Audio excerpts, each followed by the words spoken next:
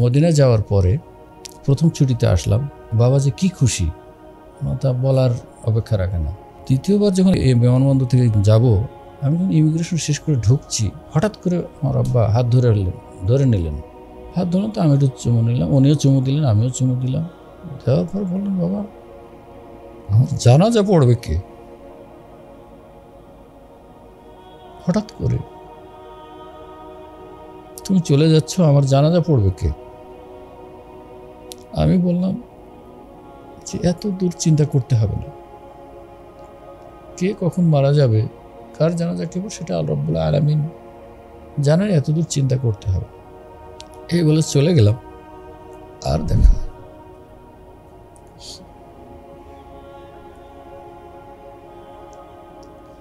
হঠাৎ করে একদিন একটা চিঠি পেলাম, বাবা মারা যাওয়ার সম্ভবত 21 দিন পরে চিঠি পেলাম।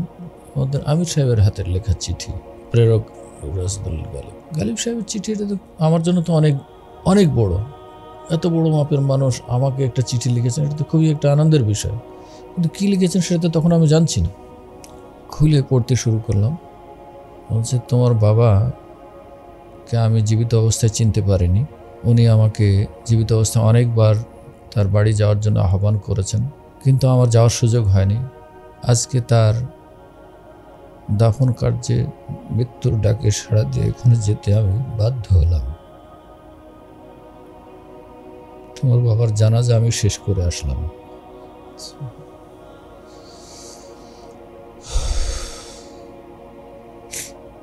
আল্লাহুম্মা গফির লাহু, আল্লাহ তাআলা জান্নাত নসিব করুন।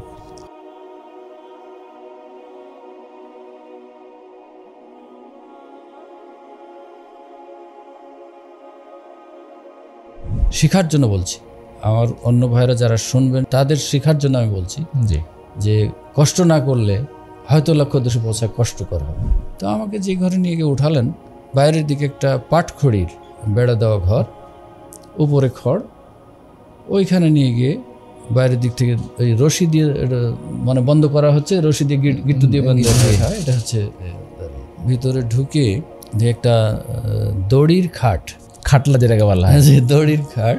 যাই হোক, ওখানে এমন একখান রুটি দিলেন যে রুটি আজ পর্যন্ত আর কোথাও খায়নি, দেখিনি। খেলাম, খেয়ে থাকলাম, আর মনে মনে করলাম যে আল্লাহ, এখানে কেমনে থাকবো। একটা বিষয় মনে রাখবা, তুমি যখন সার্টিফিকেটের জন্য পড়বা, চাকরির জন্য পড়বা, তখন তুমি নিশ্চিত নও যে তোমার চাকরি হবে এবং এটা দিয়ে তুমি উন্নতি করতে পারো। তুমি যদি এটাকে মনের গভীর থেকে ভালোবাসা দিয়ে যদি এটা অর্জন করতে পারো, তাওহীদ শিখতে পারো, দ্বীন শিখতে পারো, আল্লাহ সন্তুষ্টির জন্য করো, তাহলে তোমার দুটো লাভ। একটা হচ্ছে আল্লাহর সন্তুষ্টি লাভ করবা, আর আল্লাহ সন্তুষ্ট হলে তোমার রুজির জন্য চিন্তা করতে হবে। আজকেই বড় ভাইয়ের সাথে বলছিলাম যে ভাই, বাবাটাই কিন্তু তার কামনাগুলি আল্লাহ দিয়েছেন আমাকে। সুবহানাল্লাহ।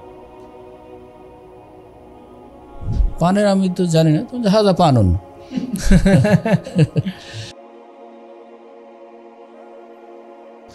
আসসালামু আলাইকুম ওয়া রাহমাতুল্লাহি ওয়া বারাকাতুহু।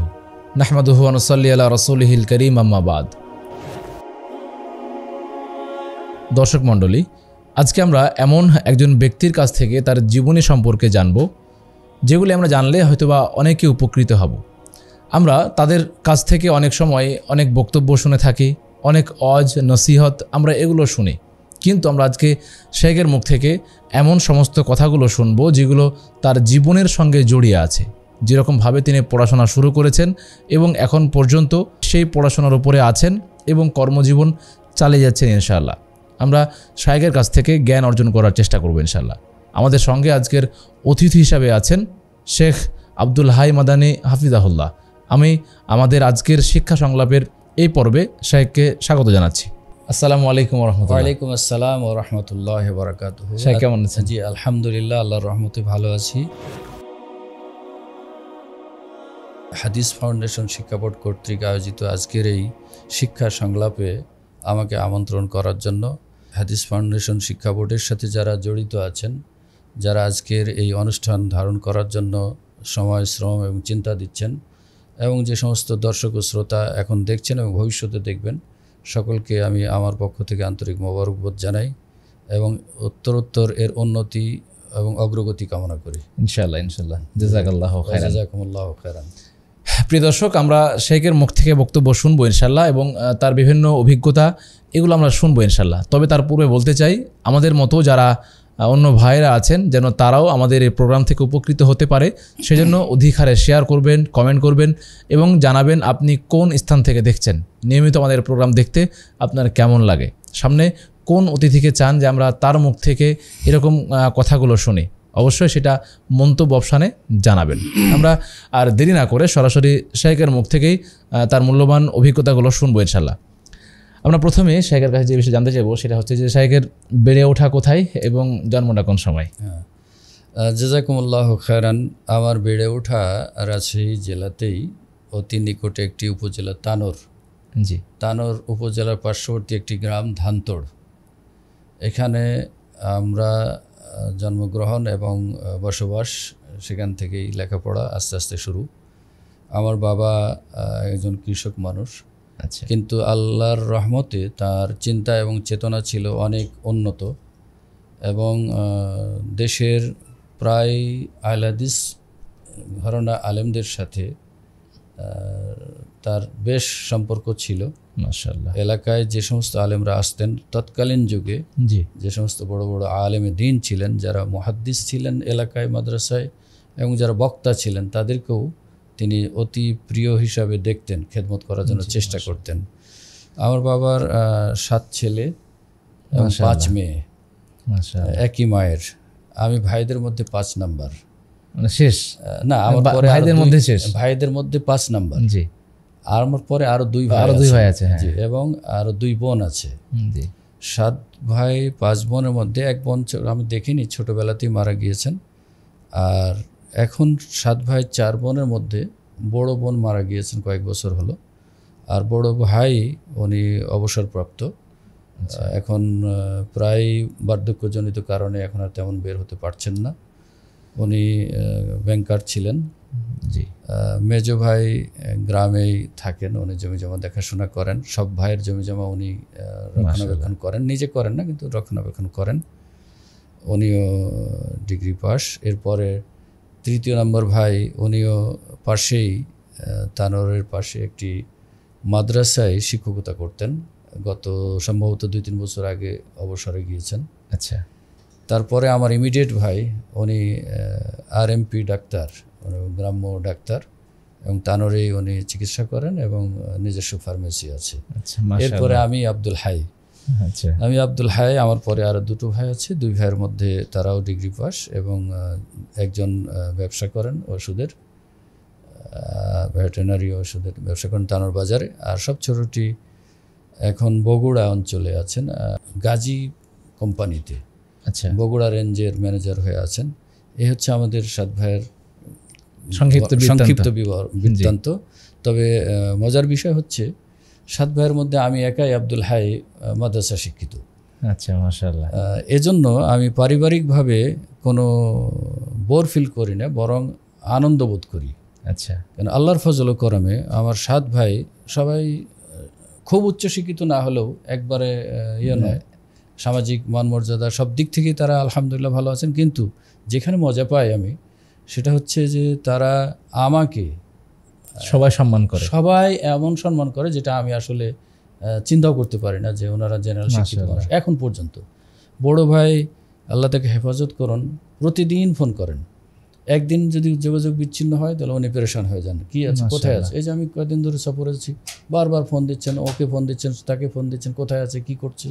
এই যে ভাই ভাইদের মধ্যে আল্লাহর ফজল ও করমে মহাব্বত। এবং দেখেছি যে এমনকি তারা আমার হাতে ব্যাগটাও নিতে দেন না, মাশাআল্লাহ, সব ভাই আলহামদুলিল্লাহ। এটা আমি মনে করি আমার যোগ্যতার জন্য নয়, শুধুমাত্র আল্লাহর কালামের কারণে, দ্বীনের কারণে। জি জি, এটাই আমি মনে করি।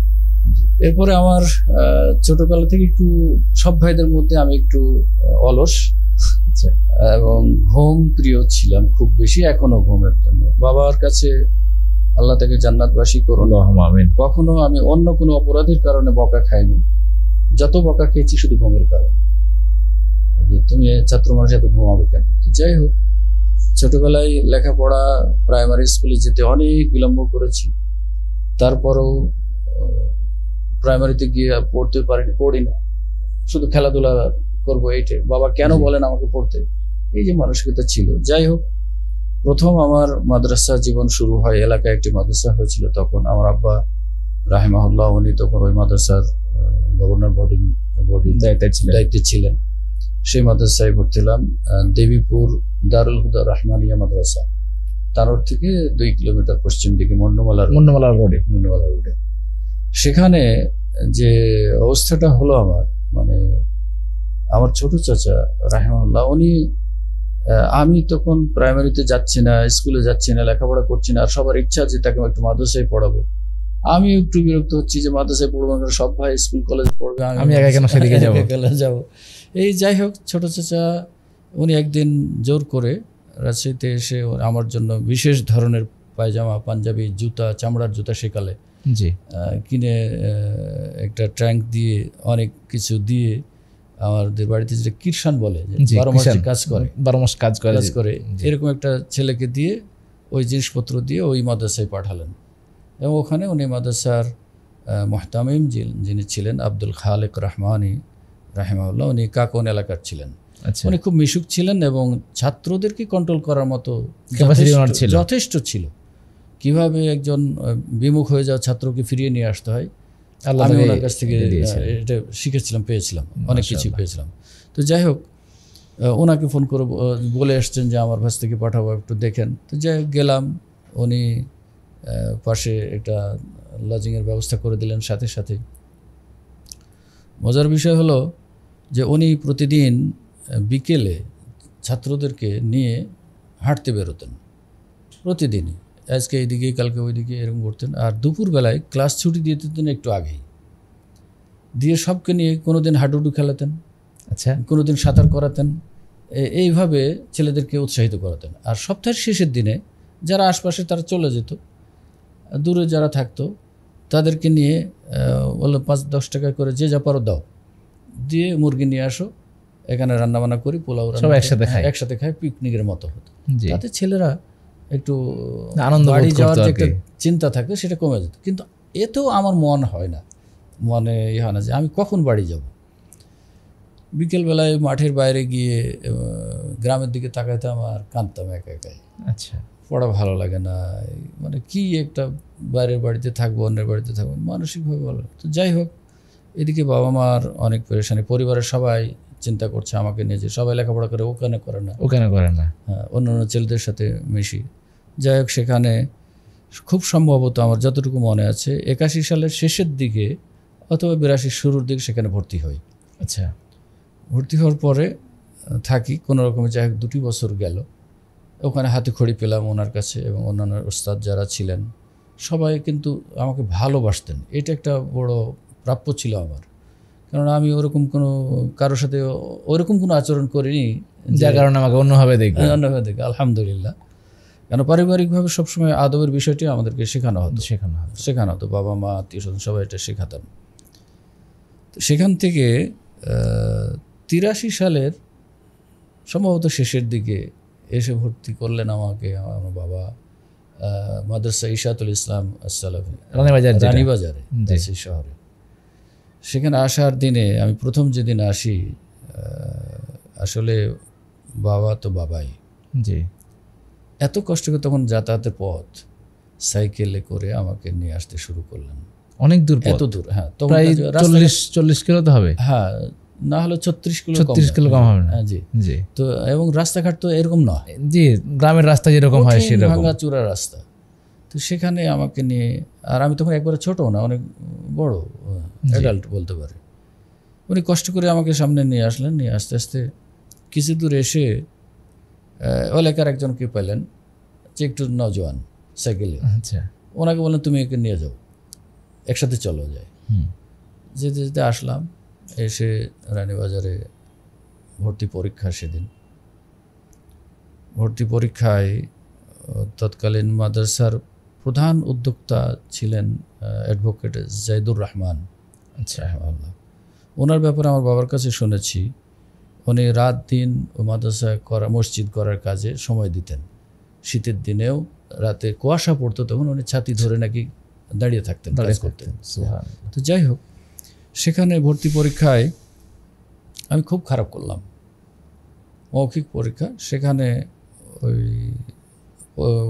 মৌখিক পরীক্ষা নিলেন উস্তাদ জোহাক সাহেব রাহিমাহুল্লাহ। উনি ওখানকার দীর্ঘদিনের ইমাম ছিলেন, ভালো কারি ছিলেন, আল্লাহ তাকে জান্নাতবাসী করুন, আল্লাহুম্মা আমিন। উনি আমাকে কোরআন কারীম থেকে একটু জিজ্ঞেস করেছিলেন, সূরা আল হাক্কা পড়তে বলেছিলেন, কিন্তু আমি ভালো পারিনি। আর অন্যান্য টিচাররা আর কিছুই জিজ্ঞেস করেননি, উর্দু পড়তে দিয়েছিলেন একটু, উর্দুটা পড়তে পেরেছিলাম আলহামদুলিল্লাহ, আর ইংরেজি পড়তে দিয়েছিল একটু, সেটাও ভালো পেরেছিলাম। তো জহিদুর রহমান সাহেব শেষে আমার বাবাকে বলছেন, হক সাহেব, আপনার ছেলে তো দেখি ইংরেজিতে পারলো, কিন্তু কোরআন তো ঠিকমতো পারলো না, তো আপনাকে একটু করতে হবে, ওকে 2 মাস রাখতে হবে আমাদের এখানে, তারপরে ভর্তি নেব। আচ্ছা। তো যাই হোক, সেভাবে ভর্তি হয়ে গেলাম। ভর্তি হয়ে আর কোনো অসুবিধা হয়নি আলহামদুলিল্লাহ। সেখানে লেখাপড়া করলাম আবু দাউদ পর্যন্ত। তাহলে ওনার বলা যায় যে বড় একটা সময় সেখানে কাটলো। বড় একটা সময় সেখানে কাটলো। 86 সাল 87 সাল পর্যন্ত আমি ওখানে ছিলাম। আচ্ছা। ওখানে উস্তাদ আব্দুস সামাদ সালাফি রাহিমাহুল্লাহ মারা গেলেন, কয়েকদিন আগে মারা গেলেন, আল্লাহ তাকে জান্নাতবাসী করুন, আল্লাহুম্মা আমিন। এবং ওনার সাহচর্য পেয়েছিলাম, খুবই পিতৃসুলভ। এবং পরে উনি আমাকে একদিন বলেছিলেন, আল্লাহ তাকে জান্নাতবাসী করুন, যে তোমার বাবা আমাকে বলে গেছেন যে ছেলে আমার, দিয়ে গেলাম আপনাকে আদর্শ মানুষ করার জন্য। শুধু মানুষ বলেননি, বলছে আদর্শ মানুষ। কীভাবে করবেন সেটা আপনি জানেন, এটুকু বলেছিলেন। ওই নসিহতটা কথাটা আমি প্রায় মনে রাখার চেষ্টা করতাম, তাতে যেন ওনারও সম্মান রক্ষা থাকে, পিতারও, আমার বাবারও যেন সম্মান রক্ষা হয়, সেই জন্য আমি সার্বিক চেষ্টা করতাম। কিন্তু পড়ালেখায় খুব অমনোযোগী ছিলাম, অলস ছিলাম খুব বেশি। মেধা যে একবারে খারাপ ছিল তাও নয়, কিন্তু অমনোযোগী ছিলাম বেশি। সেখানে আরও কিছু উস্তাদ পেয়েছিলাম। আরেকজন ছিলেন মোহনপুরের, খুবই প্রবীণ উস্তাদ ছিলেন, মৌলানা নিয়াজউদ্দিন সাহেব, জি নিয়াজউদ্দিন রহমানি রাহিমাহুল্লাহ। উনিও অমায়িক লোক ছিলেন, মোটা মানুষ ছিলেন, পড়ালেখার ছাড়া আর কিছুই বুঝতেন না উনি। জি, ওনারও খুব আদর পেয়েছি আমি। অর্থাৎ যে উস্তাদই ছিলেন ওইখানে এবং আগের জীবনে, সকল উস্তাদই কেন যেন আমাকে খুবই ভালোবাসতেন।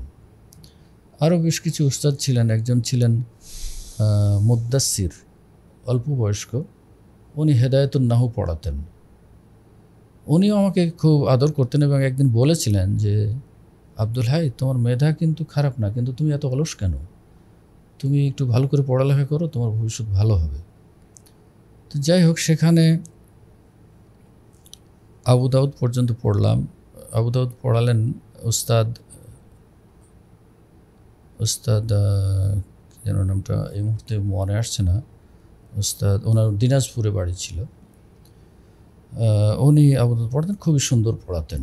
জি, এবং রিডিং আমি এবং আরেকজন ভাই ছিলেন ইসহাক নামে, আমরা দুজনেই প্রায় ক্লাসে এবারত পড়া হতো আর কি। যদিও খুব দুর্বল ছিলাম, কিন্তু তারপরও পড়া হতো আর কি। এরপরে 1987 সাল, জি, তখন কেবলে ওই বছরই আলিয়া মাদ্রাসাকে দাখিলকে ম্যাট্রিকের মান দেওয়া হলো। আচ্ছা, আমি এই জায়গাটায় আসবো, তার আগে একটা ছোট্ট প্রশ্ন করি। সেটা হচ্ছে যে, আপনি আপনার উস্তাদদের নামগুলো উচ্চারণ করছেন এবং তাদের জন্য দোয়া করছেন, আলহামদুলিল্লাহ। তো এই যে সম্মান ভক্তির যে জায়গাটা, আমি ভালো করে খেয়াল করছিলাম যে তাদের নামগুলো উচ্চারণ করার সময়ও আপনার ভিতর থেকে একটা শ্রদ্ধাবোধ আসছিল এবং আপনার চোখটা পানিতে ভিজে গিয়েছিলাম, যেটা খেয়াল করছিলাম। আসলে উস্তাদের যে ঋণ, এটা তো আসলে শোধ করা যায় না কখনো। তো বর্তমান সময়ে শিক্ষক এবং শিক্ষার্থীদের, অর্থাৎ উস্তাদ এবং ছাত্রদের মধ্যে যে সম্পর্কটা, এতে করে দেখা যায় যে শিক্ষার্থীরা উস্তাদদেরকে ওইরকমভাবে সম্মান করে না, বা এই জায়গাটাই এখনও ঘাটতি থেকে গেছে। তো এই জায়গাটাই শিক্ষার্থীদেরকে কী উপদেশ দিবেন? জাযাকাল্লাহু খায়রান। এই ক্ষেত্রে শিক্ষার্থীদেরকে উপদেশ দেওয়ার আগে আমি নিজে শিক্ষক হিসেবে আমি উসি নাফসি ওয়া ইয়াকুম বিতাকওয়াল্লাহ, আমি নিজেকেও বলি এবং অন্যদেরকেও বলি আল্লাহ ভীতি অবলম্বনের জন্য, ছাত্ররা ওস্তাদদেরকে সম্মান করবেন, এটা একটা কমন নীতি। জি। কিন্তু শিক্ষকদেরও আমাদেরও কিছু দায়িত্ব আছে, যারা আমরা শিক্ষকতায় নিয়োজিত আছি। এটি নবী রাসূলদের পেশা বলে আমরা মনে করি। জি। যিনি এই পেশাটাকে ওইরকম মনে করতে পারবেন, তিনি তখন এই পেশাটার যে দায় দায়িত্ব, গুরুত্ব, সে অনুযায়ী ছাত্রদের উপরে প্রয়োগ করার চেষ্টা করবেন। জি। ফলে দেখা যাচ্ছে যে আমার দৃষ্টিকোণ থেকে আমি বলছি, জি। সকলে না, কিছু সংখ্যক উস্তাদ আছেন যারা শুধুমাত্র টাইম পাস, ক্লাস নিয়ে চলে গেলাম। এরা যে ছাত্রগুলি যে আমাদের কাছে একটা আমানত, এই বিষয়টি আমরা অনেক সময় অনুভব করি না। জি। যার কারণে ছাত্ররাও তখন মনে করছে উনি তো পার্ট টাইমের মতো আসার পরে চলে যায়। ছাত্র এবং শিক্ষকের মধ্যে যে একটা মহব্বতের সূচনা হবে, যেহেতু একটা ছাত্র ছোট মানুষ, সে পরিবার থেকে আসে, বিভিন্ন দুশ্চিন্তা তার মধ্যে থাকে, ভাই বোন ছেড়ে এসেছে, মা বাবাকে ছেড়ে এসেছে, নতুন পরিবেশ এবং মাদ্রাসাগুলিতে মানে সংকীর্ণ পরিবেশ, বিভিন্ন ধরনের সংকীর্ণতা থাকে। সেখানে যখন একটা উস্তাদের কাছ থেকে আন্তরিক ভালোবাসাটা পাবে এবং সেই ছেলেটা যখন অনুভূতিটা ফিরে পাবে যে না, ইনি আমার বাবা তুল্য, ইনি আমার বড় ভাই তুল্য, ওনার কাছে আমি কিছু পেতে পারি, এই অনুভূতিটা যখন আমি সৃষ্টি করতে পারবো, তখন না ছাত্র আমাকে ভালোবাসবে, দেখবে। এটা আমার অনুভূতি। তো ঠিক আমি যে সমস্ত শিক্ষকদেরকে পেয়েছি রাহিমাহুমুল্লাহ, তাদের মধ্যে এই অনুভূতিটি ছিল অধিকাংশের মধ্যে এটা ছিল বলে আমি মনে করি। তো এখন আমি মনে করি ছাত্র ভাইয়েরা শুধু উস্তাদের দোষ খুঁজব না, বরং উস্তাদ যদি ভুলও করেন, উস্তাদকে ভুল করেছেন এই কথাটা আমি কখনো মনে করি না, উস্তাদ ভুল করেছেন এটা আমি মনে করি না। কিন্তু আমি আমার জায়গা থেকে যদি আমি নৈতিকতার দিক থেকে, উস্তাদ মানেই আমার পিতৃতুল্য। জি। পিতা আমাকে শুধু জন্ম দিয়েছেন, খাবার দাবার দেন, পোশাক দেন, কিন্তু নৈতিকতার চক্ষু দেন শিক্ষক, প্রতিষ্ঠান। জি। সুতরাং এইটার কারণে তো আমার জান্নাতের পথ প্রশস্ত হবে। এই অনুভূতি যখন আমি সৃষ্টি করতে পারবো, তখন উস্তাদদের প্রতি আমারও ভালোবাসা বাড়বে বলে আমি আশা করি।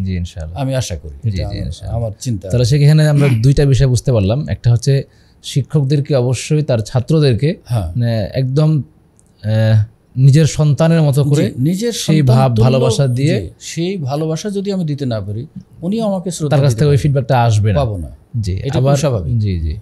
আবার ছাত্ররা যেটা করবে সেটা হচ্ছে যে তাকে শুধুমাত্র শিক্ষক না, যেমন পিতা অনেক সময় দেখা যায় যে বকাঝকা করেন, আবার তিনিও অনেক ভুল করেন, কিন্তু আমরা সেটা স্যাক্রিফাইস করে দিই যে না, উনি না বলতেই পারেন, আমরা এই জায়গাটা একটু চুপ থাকি।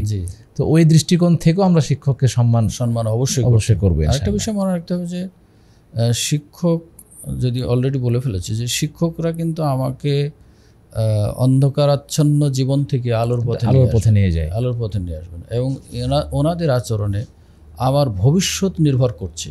জি। হয়তো আমি বাড়িতে থাকলে বাবার সাথে কৃষিকাজ করতাম, হাল চাষ করতাম, কিন্তু এখানে পরিবেশ থাকার কারণে আমি একটা সুন্দর পরিবেশ পেয়েছি, ওস্তাদদের সাহচর্য পেয়েছি, অতএব ওনাদেরকে আমাকে মূল্যায়ন করতে হবে। এটি আমার এই ক্ষেত্রে ওয়াজাজাকুমুল্লাহ খায়র। তো যেটা বলছিলাম যে 1987 সালে তখন হোসেন মোহাম্মদ এরশাদ সাহেবের সরকার ছিল। উনি প্রথম ঘোষণা করলেন যে আলিয়া মাদ্রাসাগুলিকে তখন দাখিলকে মান দেওয়া হবে এসএসসির, যার ফলে যারা এই কওমি মাদ্রাসায় পড়তাম এবং দাখিল পড়তাম, সবাই ঝুঁকে পড়তে শুরু করলো আলিয়ার দিকে। তো বিষয়টি আমি আমার বাবাকে অনুভব করানোর জন্য চেষ্টা করলাম, একটু বলতে চেষ্টা করলাম। একদিন বাড়িতে ঘরে বসে বসে বলছিলাম, তো উনি বললেন যে তুমি আলিয়াতে যাবে কেন? আমি, মাও ছিলেন, আমি বললাম যে আমাকে যে লাইনে দিয়েছেন, আমার বাকি 6 ভাই এর বিপরীত, আমি একা একদিকে, আর যে লাইনে দিয়েছেন সেখানে ইমামতি করে খাওয়া ছাড়া কিছু নাই। তখনকার এই টেন্ডেন্সিটা এরকম ছিল, এই শব্দগুলি আমি বলেছিলাম। তখন তিনি যে কথাগুলি বলেছিলেন, এখন আমি প্রতিদিন সেই কথাগুলি অনুভব করি। তিনি বললেন যে দেখো, তুমি যদি দুনিয়া লাভের জন্য পড়তে চাও তাহলে আলিয়াতে যেও না, অন্যান্য ভাইয়েরা স্কুল কলেজে পড়ছেন, তুমিও স্কুল কলেজে যাও। আর যদি মনে করো না আমি আল্লাহর সন্তুষ্টির জন্য লেখাপড়া করব, তাহলে আমি যেটা বলছি সেটা করো। এবং বললেন একটা বিষয় মনে রাখবা, তুমি যখন সার্টিফিকেটের জন্য পড়বা, আলিয়ায় পড়ো আর স্কুল কলেজে পড়ো, সার্টিফিকেটের জন্য পড়বা, চাকরির জন্য পড়বা, তখন তুমি নিশ্চিত নও যে তোমার চাকরি হবে এবং এটা দিয়ে তুমি উন্নতি করতে পারবা। কিন্তু আমি যেটা বলছি, তুমি যদি এটাকে মনের গভীর থেকে ভালোবাসা দিয়ে যদি এটা অর্জন করতে পারো, তাওহীদ শিখতে পারো, দ্বীন শিখতে পারো, আল্লাহ সন্তুষ্টির জন্য করো, তাহলে তোমার দুটো লাভ। একটা হচ্ছে আল্লাহর সন্তুষ্টি লাভ করবা, আর আল্লাহ সন্তুষ্ট হলে তোমার রুজির জন্য চিন্তা করতে হবে না। এবং যে শব্দগুলি বলেছিলেন সেটা হলো যে তুমি যদি আল্লাহর সন্তুষ্টির জন্যই লেখাপড়া করো, তাহলে তোমাকে কারো কাছে যেতে হবে না, বরং জনগণ এসে তোমাকে নেওয়ার জন্য গাড়ি নিয়ে দাঁড়িয়ে থাকবে। সুবহানাল্লাহ। গাড়ি বাড়ি চিন্তা করতে হবে না, তুমি দাঁড়িয়ে থাকবা, তোমার জন্য গাড়ি আসবে, তোমাকে নিয়ে যাবে। এই শব্দগুলি বলেছিলেন। বাস্তবতা তাই হচ্ছে। তো আল্লাহর ফজল করো। এই জন্য আজকেই বড় ভাইয়ের সাথে বলছিলাম যে ভাই, বাবাটাই কিন্তু তার কামনাগুলি আল্লাহ দিয়েছেন আমাকে। সুবহানাল্লাহ।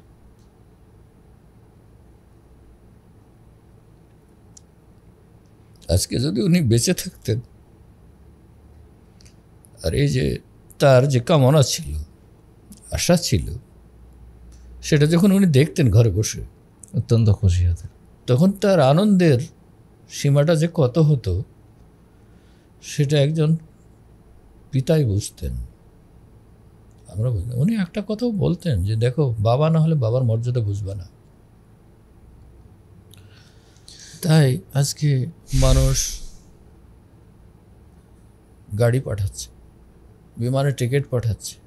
আমি মনে করি এখানে আমার কোনো যোগ্যতা নাই, আমার কোনো কৃতিত্ব নাই, সম্পূর্ণ আল্লাহ রাব্বুল আলামিনের বিশেষ রহমত, পিতার দোয়া, অতঃপর পিতামাতার দোয়া এবং উস্তাদ মাশায়েখদের আন্তরিক দোয়া ও ভালোবাসা এবং প্রচেষ্টা, এছাড়া আমার কিচ্ছু নেই। আর আজকে যে আপনাদের সামনে এই কথাগুলি, আপনাদের আহ্বানে আমি সাড়া দিয়েছি, এখানে কিছু শোনানোর মতো, গল্প করার মতো আমার কিছু নাই জীবনে।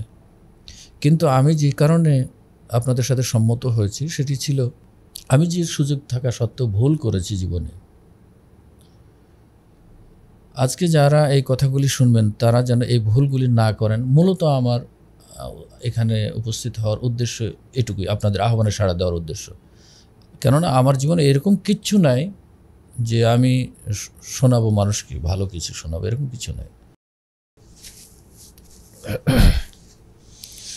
যেটা বলছিলাম, তো পরে উনি ওই কথা আমাকে বললেন যে তুমি যদি সত্যি দুনিয়ামুখী পড়তে চাও তাহলে আলিয়াতেও পড়ো না। আলিয়াতে কিছু নেই, না আছে দিন না আছে দুনিয়া। বরং তুমি যদি ওটাই উদ্দেশ্য হয় তাহলে তুমি অন্য ভাইদের মতো স্কুল কলেজে পড়ো। তখন সব ভাই, আমরা 7 ভাই একসাথে, বড় ভাই তখন অবশ্য চাকরি করেন, কিন্তু বাকি অন্যান্য ভাইয়েরা প্রায়, কেউ মেজো ভাই এবং সেজো ভাই ওনারা চাকরি করেন, বাকিরা লেখাপড়াই করে আমরা সবাই। তো যাই হোক, শেষ পর্যন্ত ওনার কথাকে মূল্যায়ন করলাম। ওর মাদ্রাসায় রানীবাজারে পড়তে থাকলাম। কয়েকবার অ্যাটেম্প নিলাম যে আমি পরীক্ষা দিব, দাখিল পরীক্ষা, কিন্তু ওনার ওই কথা বারবারই হয়। উস্তাদ আব্দুস সামাদ সালাফি আল মাদানী রাহিমাহুল্লাহ, উনিও একদিন নসিহাত করতে করতে, ছাত্রদের নসিহত করতে করতে আমার বাবা যে কথাগুলি বলেছিলেন আমাকে, হুবহু উনি ওই ধরনের বক্তব্য দিলেন যে তোমরা দুনিয়ার জন্য, কারণ ওই সময় একটা টেন্ডেন্সি হয়ে গেছিল ছাত্রদের মধ্যে, সবাই আলিয়াতে চলে যেতেছে। তখন উনি একদিন নসিহত করতে গিয়ে এই কথা বলেছিলেন। তখন আমি ভাবলাম যে উস্তাদের কথা আর আমার বাবার কথা তো একই হয়েছে। এরপরে উস্তাদ একদিন আমাকে, ওই যেটা বললাম যে আমার বাবা ওনাকে বলে গিয়েছিলেন এই কথা। তারপরে যাই হোক, বাবার অসম্মতিতেই, পরিবারের কাউকে না জানিয়ে আমি একাই গোপনে রেজিস্ট্রেশন করলাম। আচ্ছা। এবং পরীক্ষা দিতে যাব, তখন মান্দা থানার একটা মাদ্রাসা থেকে নাম রেজিস্ট্রেশন করেছিলাম কোনো এক ভাইয়ের মাধ্যমে। আমরা গিয়ে, আমি, আমাদের এদিকে কাকুন এলাকার 2টি ভাই, এক ভাইয়ের নাম জামাল উদ্দিন আর এক ভাইয়ের নাম মঞ্জুর, আমরা এই 3 জন গিয়ে ওখানে রেজিস্ট্রেশন করলাম গোপনে, এই মাদ্রাসারই ছাত্র।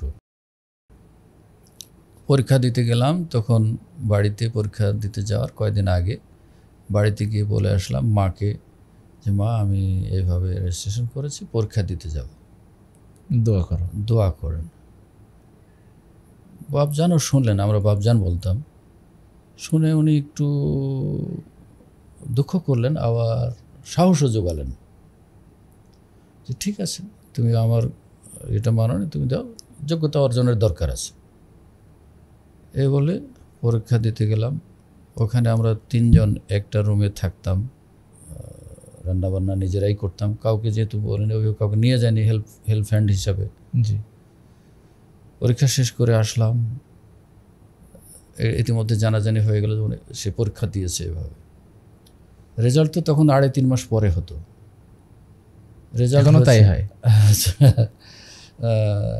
রেজাল্ট হলো, এবার পত্রিকা আসছে, খবরে বলেছে যে দাখিল পরীক্ষার রেজাল্ট হয়েছে। রেজাল্ট ওই হাঁটতে হাঁটতে গিয়ে, রানীবাজারে থাকতাম তখন, হাঁটতে হাঁটতে গিয়ে রহমানি হোটেলের সামনে একটা পত্রিকায় আমার রোল নাম্বারটা খুঁজতে শুরু করলাম, দেখি পাই কিনা।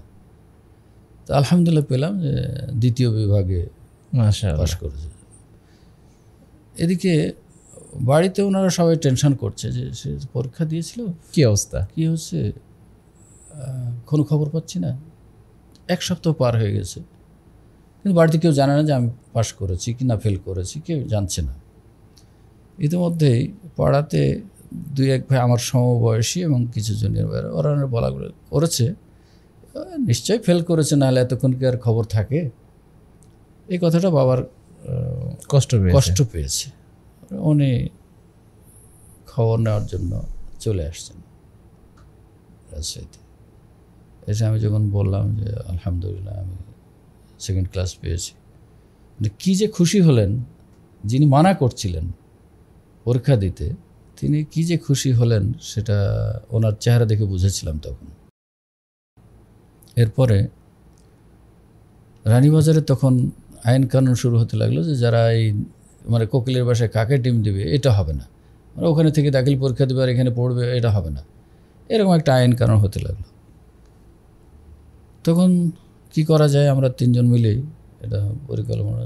তখন বাংলাদেশ আহলে হাদিস যুব সংঘের সভাপতি ছিলেন উস্তাদ আবু বকর রাহিমাহুল্লাহ। উনি একটা মাদ্রাসার প্রিন্সিপাল ছিলেন এবং সেই মাদ্রাসায় আমাদের পরিচিত কিছু ভাইয়েরা, আমাদের এখানে যে ছিলেন আমিনুল হক মারা গেলেন, সে আমার কিন্তু পাশের গ্রামের এবং খুবই কাছাকাছি, মনের দিক থেকে কাছাকাছি ছিলাম আমরা। তো সেও ওইখানে ছিল। তো আবু বকর সাহেব বললেন যে তোমাদের এখানে এই করছে আর আমারও একটু আলেমের ছাত্রর দরকার, তো তোমরা যদি আসো তাহলে ভালো হয়। আমরা 3 জন যুক্তি করে ওনার মাদ্রাসায় গেলাম। সেটা হচ্ছে মেহেরপুর, কুষ্টিয়া মেহেরপুর, যে হাড়াভাঙ্গা গ্রাম, সেই অজয় গ্রাম, কাদা পাক, মানে অদ্ভুত কাহিনী সেখানে। আচ্ছা, ওইখানে কি আমিনুল স্যার এবং আপনারা একসঙ্গে পড়তে গেছিলেন? সমকালীন, হ্যাঁ, পড়তে গিয়েছিলাম। আমিনুল, তার মানে তাহলে তো গোদাগাড়ির আরেকজন যিনি আছেন তোফাজ্জল, তারপরে আরেকজন মোজাম্মেল, জি জি জি, আরেকটা কে নাম ছিল, তোফাজ্জল, মোজাম্মেল, আর আমিনুলদের গ্রামের আরেকটা ছেলে ছিল আব্দুল বারি সম্ভবত। এই এরা আগে গিয়েছিল, পরে আমরা গেলাম আর কি। যাই হোক, সেখানকার আরেক মজার ইতিহাস, এই শহর থেকে গেলাম গ্রামে। সেই গ্রাম তো এমন গ্রাম, যেতে যেতে যেতে কাদা পাক, একটা ঘোড়ার গাড়ি ছইতলা ওই রাস্তা দিয়ে যাতায়াত করতো, আর নাহলে যাদের নিজস্ব গরু গাড়ি আছে, মহিষের গাড়ি আছে, এই রাস্তা দিয়ে এত কাদা পাক যে যাওয়া মুশকিল। বাস থেকে নেমে এইভাবে হাঁটতে হাঁটতে যেতে হতো, আর না হলে ওই ঘোড়ার গাড়িতে উঠতে হতো। ঘোড়া গাড়িতে ওঠা মানে কাদা পাকে ভরে তারপর যেত। যাই হোক, গেলাম সেখানে, মাদ্রাসায় থাকতে দিলেন। বর্ষার দিন, কাদা পাক, কোথা থেকে খাবার নিয়ে এসে দিতেন মাদ্রাসায়, খেতাম। ওখানে তো আসলে হোস্টেল সিস্টেম নাই, জায়গির থাকে। তো আমিনুল রাহিমাহুল্লাহ সে যেখানে থাকতো, ওর পাশের বাড়িতে আমার জায়গির হলো। সেটা হলো কিভাবে, উস্তাদ আর মজার বিষয় হচ্ছে আজকে যে আমাদের আহলে হাদিস আন্দোলন বাংলাদেশের সেক্রেটারি জেনারেল অধ্যাপক নুরুল ইসলাম, ওস্তাদ নুরুল ইসলাম হাফিজাহুল্লাহ, উনি কিন্তু ওইখানকার তখন ভাইস প্রিন্সিপাল। মাশাআল্লাহ। এই সাংগঠনিক টানে প্রিন্সিপাল হচ্ছেন সভাপতি, যুবসংঘের সভাপতি। জি। আর ইনিও সম্ভবত যুবসংঘের কোনো দায়িত্বে ছিলেন ওই সময়, আমার এই মুহূর্তে মনে নেই, সম্ভবত সেক্রেটারি ছিলেন। তার মানে আমিনুল স্যার এবং আপনারা সেক্রেটারি স্যারের সরাসরি ছাত্র হচ্ছেন? জি, আমি সরাসরি ছাত্র, আমিনুল সরাসরি ছাত্র। তো যাই হোক, ওখানে থাকলাম, অন্যান্য সবার জায়গার হয়ে গেল আস্তে আস্তে, কিন্তু আমারটা হয় না। এবং আমাকে নিয়ে ওনারা যে আমাকে এত বড় মনে করেছেন, যেটা আমি পরে ওনাদের অনেকের কাছে শুনেছি আর কি। তো একজন উস্তাদ ছিলেন রেজাউল্লাহ, উস্তাদ রেজাউল্লাহ, উনি বিভিন্ন মসজিদে গিয়ে খুতবা দিতেন আর বলতেন যে আমাদের ছাত্র আছে, লজিং নিতে হবে। তো ওই মসজিদে গিয়ে খুতবা দিয়েছেন পাশের গ্রামে, হাড়াভাঙ্গার পাশের গ্রামে সাহেবনগর। খুতবা দিয়ে আমাদের ব্যাপারে যা বলার উনি যত বেশি বলার বলে ফেলেছেন, হয়তো যতটুকু না তার চাইতে অনেক বেশি বলেছেন। তো যাই অন্য গেলে তখন আল্লাহর ফজল করমে আমিনুল এবং আব্দুল বারি এবং তোফাজ্জল এবং যারা ছিল সবাই আচরণের দিক থেকে ভালো ছিল। ফলে ওই গ্রামে একটা কথা উঠেছিল যে জায়গির নিলে রাজশাহীর ছেলে হলে নিব, না হলে অন্য কোথাও ছেলে নিব না। আচ্ছা। তো এইভাবে আমাদের একটু সুনাম ছিল ওইখানে, আলহামদুলিল্লাহ। সর্বশেষ আমাকে দিলেন, ওই ওদের সবার হয়ে গেল, কিন্তু আমারটা হয় না।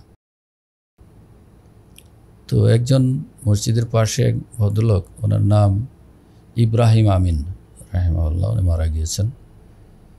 তো উনি নাকি শেষ পর্যন্ত বলেছিলেন, যদি কারো বাড়ি না হয় তাহলে আমাকে দিয়েন ছেলেটাকে, তবে আমার তো থাকার দেওয়ার জায়গা নাই, খাবার নাই কোনো রকমের দিব, থাকার দেওয়ার জায়গা নাই।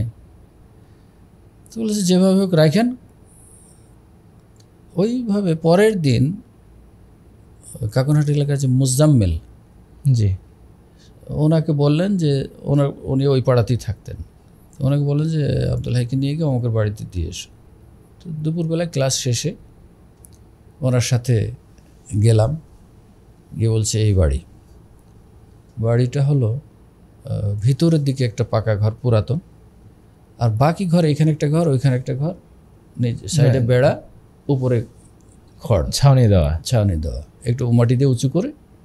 তো আমাকে যে ঘরে নিয়ে গিয়ে উঠালেন, বাইরের দিকে একটা পাটখড়ির বেড়া দেওয়া ঘর, উপরে খড়, ওইখানে নিয়ে গিয়ে বাইরের দিক থেকে ওই রশি দিয়ে মানে বন্ধ করা হচ্ছে, রশি দিয়ে গিট্টু দিয়ে বন্ধ করা হয়, এটা হচ্ছে দাঁড়িয়ে নিয়ে গিয়ে ওখানে ঢুকলাম। ভিতরে ঢুকে যে একটা দড়ির খাটলা যেটাকে বলা হয়, যে দড়ির খাট, ওখানে আমাকে বসতে দিলেন। ওখানে আরেক ভাই, ওই বাড়ির এক ছেলে শোয়া ছিল বয়সে। তো নিয়ে এসে দুপুরবেলায়, এগুলো আমি কাউকে ছোট করার জন্য বলছি না, বরং আমি অন্তর থেকে তাদের জন্য দোয়া করি সবসময়, এবং তারা যে আমাকে কি ভালোবাসা দিয়েছেন এবং তাদের সহযোগিতা যে আমার কত উপকার হয়েছে জীবনে, আজকে এই পর্যন্ত আসার ক্ষেত্রে তাদেরও ভূমিকা অনেক বেশি। কিন্তু শেখার জন্য বলছি, আমার অন্য ভাইরা যারা শুনবেন তাদের শেখার জন্য আমি বলছি যে কষ্ট না করলে হয়তো লক্ষ্য উদ্দেশ্যে পৌঁছা কষ্টকর হবে। যাই হোক, ওখানে এমন একখান রুটি দিলেন যে রুটি আজ পর্যন্ত আর কোথাও খায়নি, দেখিনি। খেয়ে থাকলাম আর মনে মনে করলাম যে আল্লাহ, এখানে কেমনে থাকবো, নামলেই কাদা, ভেতরে বদনায় ইন্দারা থেকে পানি তুলে পা ধুয়ে আসতে হবে, আর নাহলে মসজিদে গিয়ে টিউবওয়েল থেকে পা ধুয়ে আসতে হবে, কিন্তু আস্তে আস্তে আবার কাদা। যাই হোক, ওখানে থাকতে লাগলাম, আল্লাহ, কিন্তু আমি মনে আমি দুশ্চিন্তা আনিনি।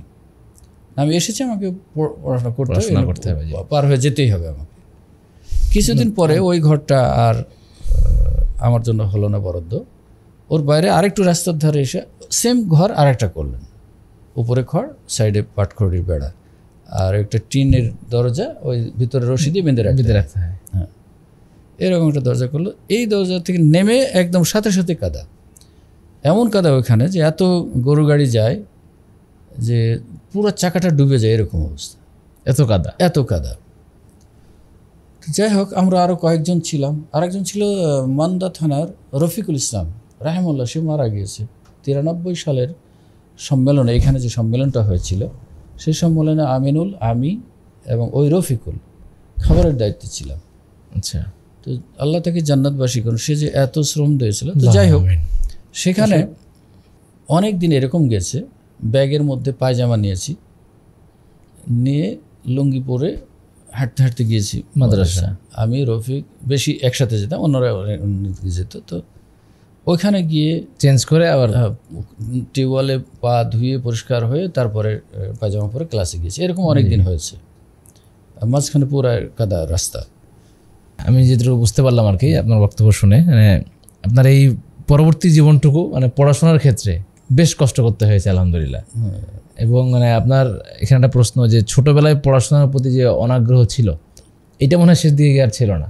শেষ দিকে ছিল না, হ্যাঁ, আল্লাহর রহমতে ওই দিক থেকে একটু অগ্রসর, একটু উন্নতি হয়েছিল। তো যেভাবে আল্লাহর ফজল ও করমে পারিবারিকভাবে কোনো অসুবিধা ছিল না, অনেক পরিবার থাকে না যে বিভিন্ন অসুবিধার কারণে, এরকম কোনো ছিল না। এবং সব ভাই স্কুল গোয়িং, কলেজ গোয়িং, পড়ালেখার পরিবেশে ছিল। কিন্তু তারপরেও আমি ছিলাম অমনোযোগী, অলস। তো যাই হোক, সেখান থেকে আলিম পরীক্ষা দিলাম কুষ্টিয়াতে। থাকতাম কুষ্টিয়া বাবর আলী গেট, রেলগেটে। ওখানে এক বাড়িতে ওই মুজাম্মিল ভাইয়ের জায়গার যে বাড়িতে থাকতেন, ওই বাড়ি এলো, ওই জায়গাটা ঠিক করে দিয়েছিল, তোমরা পরীক্ষা যারা দিবা এখানে এসে থাকবা।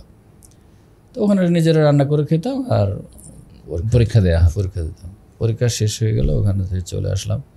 তো প্রথমত ওই যে বাড়িতে ছিলাম, আল্লাহ তাদেরকে হেফাজত করুন, উনি মারা গিয়েছেন, ওনার ওয়াইফও মারা গিয়েছেন, আল্লাহ তাদেরকে জান্নাতবাসী করুন, আল্লাহুম্মা আমিন। তো ওই চাচি বলতাম, উনি আমাকে, আমার পরিবারের সবাই যেন, ছোট বড় সবাই যেন আমাকে কেন এত ভালোবাসতো আমি অনুভব করতে পারি না।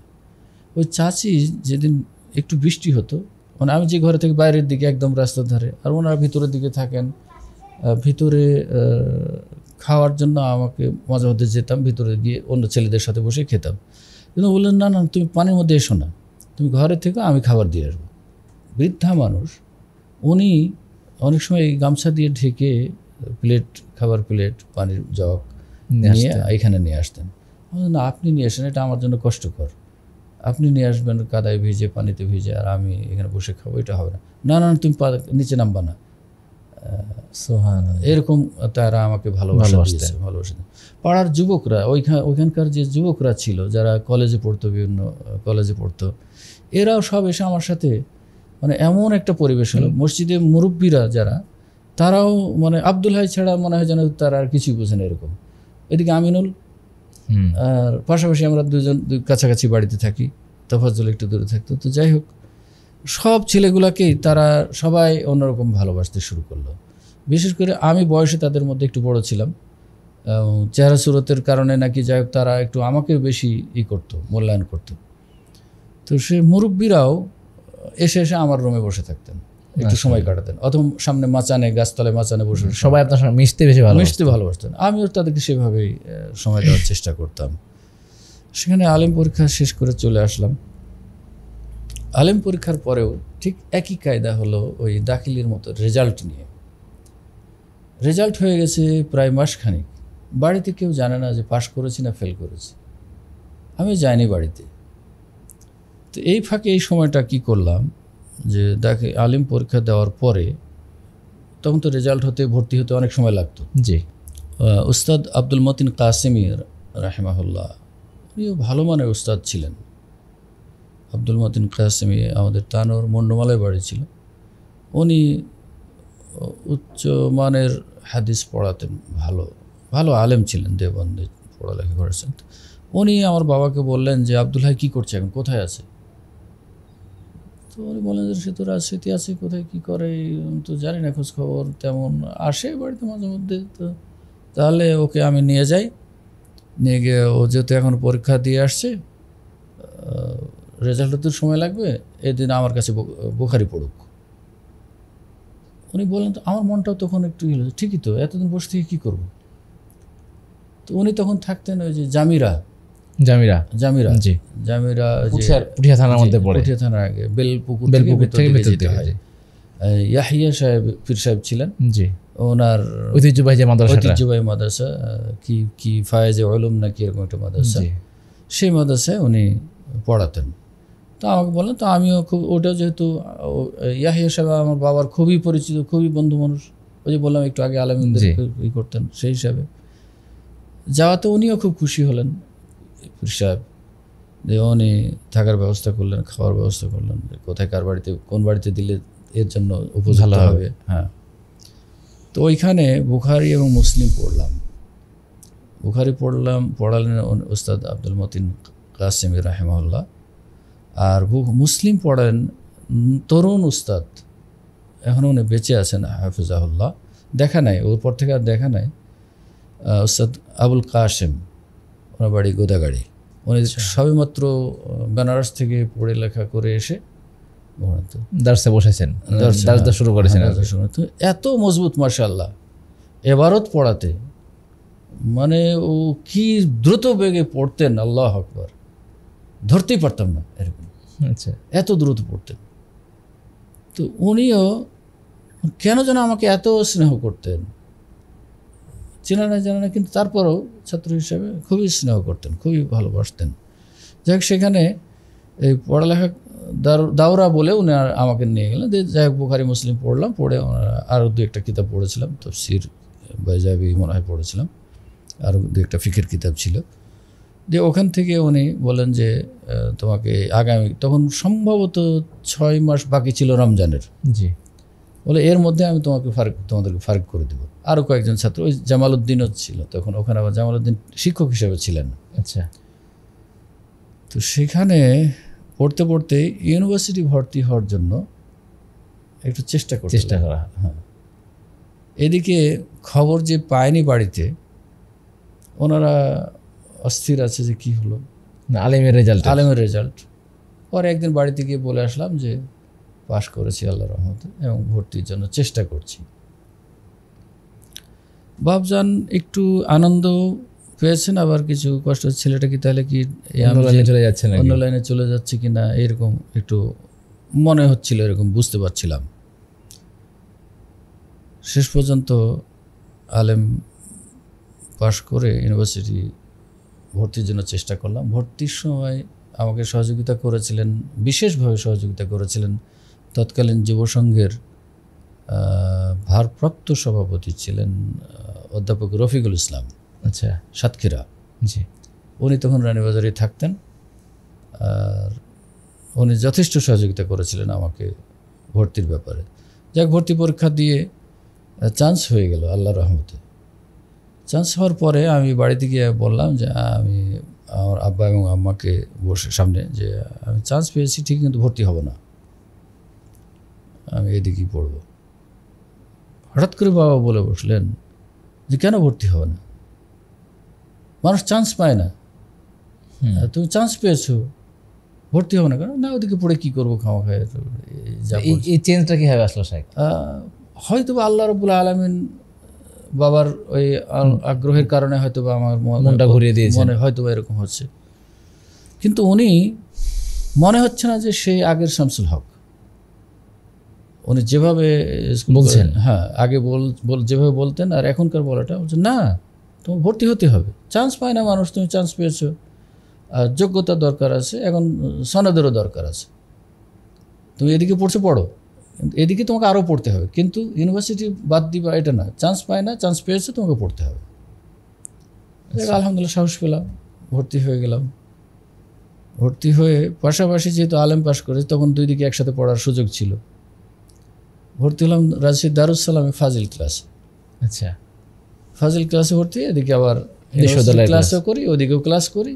এই করতে করতে থাকতাম সিটি কলেজের পিছনে একটা মেসে, আচ্ছা, রানীবাজার থেকে মেসে থাকতাম। ফাজিল ক্লাসেও ঠিক এইভাবে ক্লাস করতে করতে ওখানেও ফাইনাল পরীক্ষা হলো। জি, ফাইনাল পরীক্ষাতেও রেজাল্ট যেদিন হয় সেদিন আমার বাবা রাত্রে এসে আমার মেসে ছিলেন, আমার সাথেই ছিলেন। সকালবেলায় খবর হলো যে রেজাল্ট হয়েছে, সবাই জানাজানি হয়ে গেলো যে রেজাল্ট হয়েছে। উনি তখন আমার পাশে বসা, উনি আমাকে কিছু বলছেন না, কিন্তু তাকাচ্ছেন শুধু, তোমার রেজাল্ট কী, শেষ পর্যন্ত তোমার রেজাল্ট কী জানতে পেরেছো? না জানেনি, জানবো পরে গিয়ে জানবো। তাহলে তখন উনি মনে হলো যেন হতাশ। আচ্ছা, তাহলে তো নিশ্চয়ই ফেল করেছে, নাহলে রেজাল্ট হলে মানুষ দৌড়াদৌড়ি করবে, তো অনাগ্রহ কেন? মানে অনাগ্রহ, পরে জানবো এরকম। এ হতে হতে দুপুর হয়ে গেছে। আগে রাত্রে রেজাল্ট হয়েছে, পরের দিন দুপুর হয়ে যাচ্ছে। পরের দিন দুপুর হয়ে গেছে। তখন উনি অস্থির হয়ে বলে, আচ্ছা ঠিক আছে তুমি পরে জেনো। আমি বাড়ি গেলাম। বাড়ি গিয়ে আমার মেজো ভাইকে তখনই সাইকেল দিয়ে পাঠিয়েছেন, তুমি এক্ষুনি যাও, দেখো হয়তো সে ফেল করেছে, মন খারাপ করে হয়তো ঘরে বসে আছে, তুমি এখনই গিয়ে খোঁজ নিয়ে আসো, তাকে সান্ত্বনা দিতে হলে দিয়ে আসো, যা করার তাই করে আসো, কিন্তু তুমি যাও। আমাকে হয়তো বলেনি সে। কিছুক্ষণ পরে দেখছি দুপুরে আমি গিয়ে রেজাল্ট জেনে আসলাম। আমি যাওয়ার আগেই অন্য এক ভাই জানালেন যে হ্যাঁ আপনার রেজাল্ট সেকেন্ড ক্লাস হয়েছে। কিন্তু আমার রোল নাম্বার দেখে অন্যান্য সঙ্গী সাথী যারা কেউ চিনতে পারছে না, এই ছেলেটা কে, সেকেন্ড ক্লাস পেয়ে গেল, কে এই ছেলেটা। আচ্ছা, অন্যান্য সঙ্গী সাথীরা। তো যাই হোক, ভাই আসার আগে আমি রেজাল্ট অলরেডি জেনে গেছি। ভাই আসলেন, বললাম, খুশি হয়ে উনি আর দেরি করলেন না, ভাবছেন অস্থির হচ্ছে, সংবাদ দিতে হবে, সংবাদ দিতে হবে। যাই হোক, উনি গিয়ে সংবাদ দিলেন যে হ্যাঁ পাশ করেছে, কোনো অসুবিধা নাই। এভাবে ফাজিল পাস হলো। এদিকে ইউনিভার্সিটি ক্লাস চলছে। মজার বিষয় হলো কামিল ক্লাসে ভর্তি হলাম ওই মাদ্রাসা দারুসালাম আলী দারুসালামে। হ্যাঁ, কামিল ক্লাসে ভর্তি হলাম, এদিকে ক্লাস চলছে। কামিল ফাইনালও হয়ে গেল। কামিল ফাইনাল হয়ে গেল, এর আগেই আল্লাহর ফজল করমে মদিনা যাওয়ার ব্যবস্থা হয়ে গেল রেজাল্টের আগেই, পরীক্ষার পরে রেজাল্টের আগে, কামিলের রেজাল্টের আগে। হ্যাঁ, তখন সৌদি যাওয়ার এখন সূচনাটা কিভাবে হলো এটা বলতে হয়। ওস্তাদ আব্দুস সামাদ সালাফি রাহিমাহুল্লাহ রানীবাজারে একদিন, উনি তো প্রায় ক্লাস ছাড়াও প্রায় আসতেন, মাগরিব এশা পড়তেন। তো ওখানে কার সামনে গল্প করছিলেন যে সৌদি মেহমান এসেছে, তো ওনাদের নিয়ে আমি কালকে একটু ব্যস্ত থাকবো। আচ্ছা, তো থাকবে রাজশাহী মোটেলে, এটুকু আমি শুনলাম। তো চলে গেছি। সৌদি মেহমান আসছে, কি আসছে, কে আসছে তার আমি জানি না, ওনার কাজ উনি করবেন। পরের দিন সকালে যে মেসে থাকতাম, আমার কাছে একটা ছোট বাইসাইকেল ছিল, ছোটো বলতে খুবই একদম অচল মার্কা মতো আর কি, কোনো রকমের চলার মতো। আচ্ছা, হ্যাঁ, তো সকালবেলায় উঠে আমি প্রায় মাঝে মধ্যেই একটু পায়চারি করতাম, ফজর নামাজ পড়ে একটু আস্তে ধীরে পায়চারি করে। ওই সময় কিন্তু আমি দারুসালাম আলী মাদ্রাসার ভিপি, কামাল ক্লাসে ভিপি। তো ভিপি হওয়ারও বিষয়টা একটা অন্যরকম। আচ্ছা, সেটা ছিল ছাত্ররা সবাই ধরে বসলো যে আব্দুল হাইকে দাঁড় করাতে হবে। তো অন্য আরেকটা ছেলে যে আগে জিএস ছিল, তার খুব শখ যে আমি ভিপি হবই যেভাবে হোক। সে ক্যাম্পিং ট্যাম্পিং অনেক কিছু করলো, করার পরে এখন ওর বিপরীতে আবার অধিকাংশ ছাত্র। তো এখন ক্লাসের ছাত্র, তখন আমরা ওই দিনে 80 জন ছিলাম কামেল ক্লাসে। তো অন্যরা বললো যে ঠিক আছে, আমরা আমাদের ক্লাস থেকে একজনকেই দিব। তো কাকে দিব? ও বলছে না আমি হব, তোমরা দাও আর না দাও আমি দাঁড়াবো। যাই হোক, শেষ পর্যন্ত ও দাঁড়ালো, আর একজন দাঁড়িয়ে গেল, বলছে আমি দাঁড়াবো, তোমরা সমর্থন করো না করো আমিও দাঁড়াবো। ওরা দুজন হলো। তখন আমার পক্ষের ভাইয়েরা আরও বেশি হলো যে ঠিক আছে তোরা দাঁড়াবি, দাঁড়া, আব্দুল হাই ভাইকে আমরা দিব। এ হয়ে গেল। যাই হোক, ওদের থেকে অনেক ব্যবধানে আল্লাহ আমাকে এগিয়ে নিলেন। আচ্ছা, এগিয়ে নিলেন। তো এইভাবে ওখানে ভিপি। ফলে যেই দিনের কথা বলছিলাম যে সৌদি আরব উস্তাদ যে বললেন, সকালবেলায় ওই সাইকেলটা নিয়ে আমি লুঙ্গি পরা, পাঞ্জাবি পরা আর পন্স স্যান্ডেল যেটা ঘরে পরে, এই স্যান্ডেলটা পরে কি মনে হলো যে আচ্ছা ছাত্ররা হোস্টেলে কীভাবে কী করছে, একটু হয়েছে করছে, একটু শুনেছি আগের দিন, তো একটু দেখে আসি তো সকালবেলায় কী করে তারা। এই মন নিয়ে এমনি বেরিয়ে চলে গেলাম। বের হয়ে যেতে যেতে ওই মোটেল হোটেলের সামনে, সকালবেলা ফাঁকা রাস্তা, রিক্সা টিক্সা তেমন নাই, গাড়ি ঘোড়া তেমন নাই। হঠাৎ মনে হলো যে আচ্ছা উস্তাদ তো কালকে বললেন যে সৌদি মেহমান আসবে, এই হোটেলে থাকবে, কিন্তু আমি হোটেলের আগে কখনো ঢুকিনি, কোন দিকে কী করতে হয় না হয় জানি না। আমি সাইকেল চালাতে একদম ভিতরে ঢুকে গেছি, মেন গেট পার খোলা ছিল, মেন গেট ঢুকে গিয়ে একদম ওই এন্ট্রান্স হোটেলের ভিতরে এন্ট্রান্স যেটা, সেখানে গিয়ে সাইকেলটা রাখবো, তো সাইকেলে নাই স্ট্যান্ড নাই, ওই যে খাড়া স্ট্যান্ড নাই, তো কি প্যাডেলের সাথে কেরোর সাথে দিয়ে রাখতে হবে।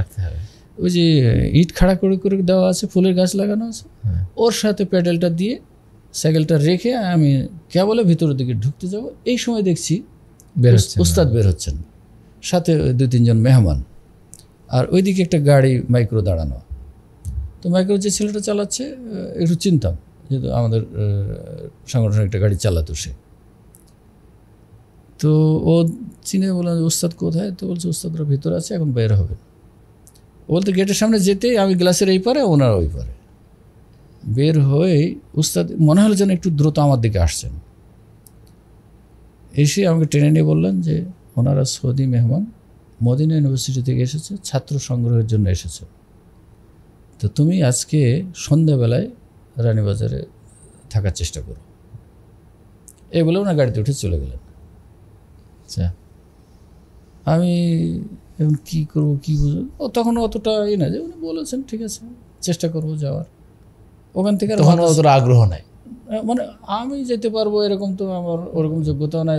শুনি অনেক ভালো ভালো ছাত্ররা যায়, অবশ্যই ভালো ছাত্ররা যান।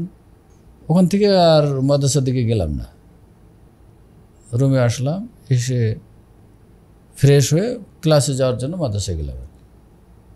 মাদ্রাসা থেকে ফিরে এসে বিকেলবেলায় ওই রানীবাজারে আসলাম ওনার কথা অনুযায়ী। তো যুবসংঘ অফিস ছিল 3 তলায় মসজিদের সামনের দিকে, ওখানে গেলাম। তো দেখছি পুরা সবাই অনেক অনেক ছাত্র ভাই থেকে এইভাবে খবর দিয়েছেন, ওনারা আসছে, যুবসংঘের কিছু দায়িত্বশীলও ছিলেন। ওইখানে পরিচয় করিয়ে দিচ্ছেন মোহতারাম আমির জামাত, তখন পরিচয় করে দেন, সালামি সাহেব পরিচয় করে দিচ্ছেন সবার সাথে, এই করে এই সব। বাস শেষ, চা নাস্তা খেয়ে ওনারা কি নসিহত করলেন, নেমে চলে যাচ্ছেন। নিচে গাড়ি দাঁড়ানো আছে। নেমে যাওয়ার সময়, গাড়িতে ওঠার সময় উস্তাদ জায়েদ আল জোহানি, যিনি এই জামিয়াতে আসছিলেন, জি, উস্তাদ জায়েদ আল জোহানি হাফিজাহুল্লাহ, উনি হঠাৎ করে গাড়িতে ওঠার সময় আমাকে হাত ধরে টানছে, আসো আমাদের সাথে আসো। আমি উস্তাদের দিকে তাকাচ্ছি, আমি কী করবো, আর যাও ডাকছে যাও।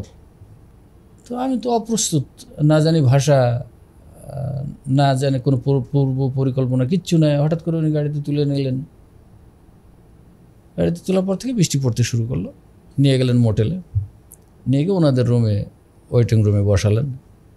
ফ্রিজ থেকে আঙ্গুর বের করলেন, খুবই মানে আপ্যায়ন করলেন, খুবই হাসি মুখের লোক। আচ্ছা, এত আনন্দ দিতে পারেন উনি। নিয়ে পাশে বসিয়ে, এদিকে বৃষ্টি পড়ছে, আর যে গাড়িতে গেছে সে ওর বাইরে দাঁড়িয়ে আছে, বসে আছে। আমি নিয়ে আসবে আবার, ওখানে যাওয়ার সময় বলে দিয়েছে ওকে নিয়ে এসো কিন্তু।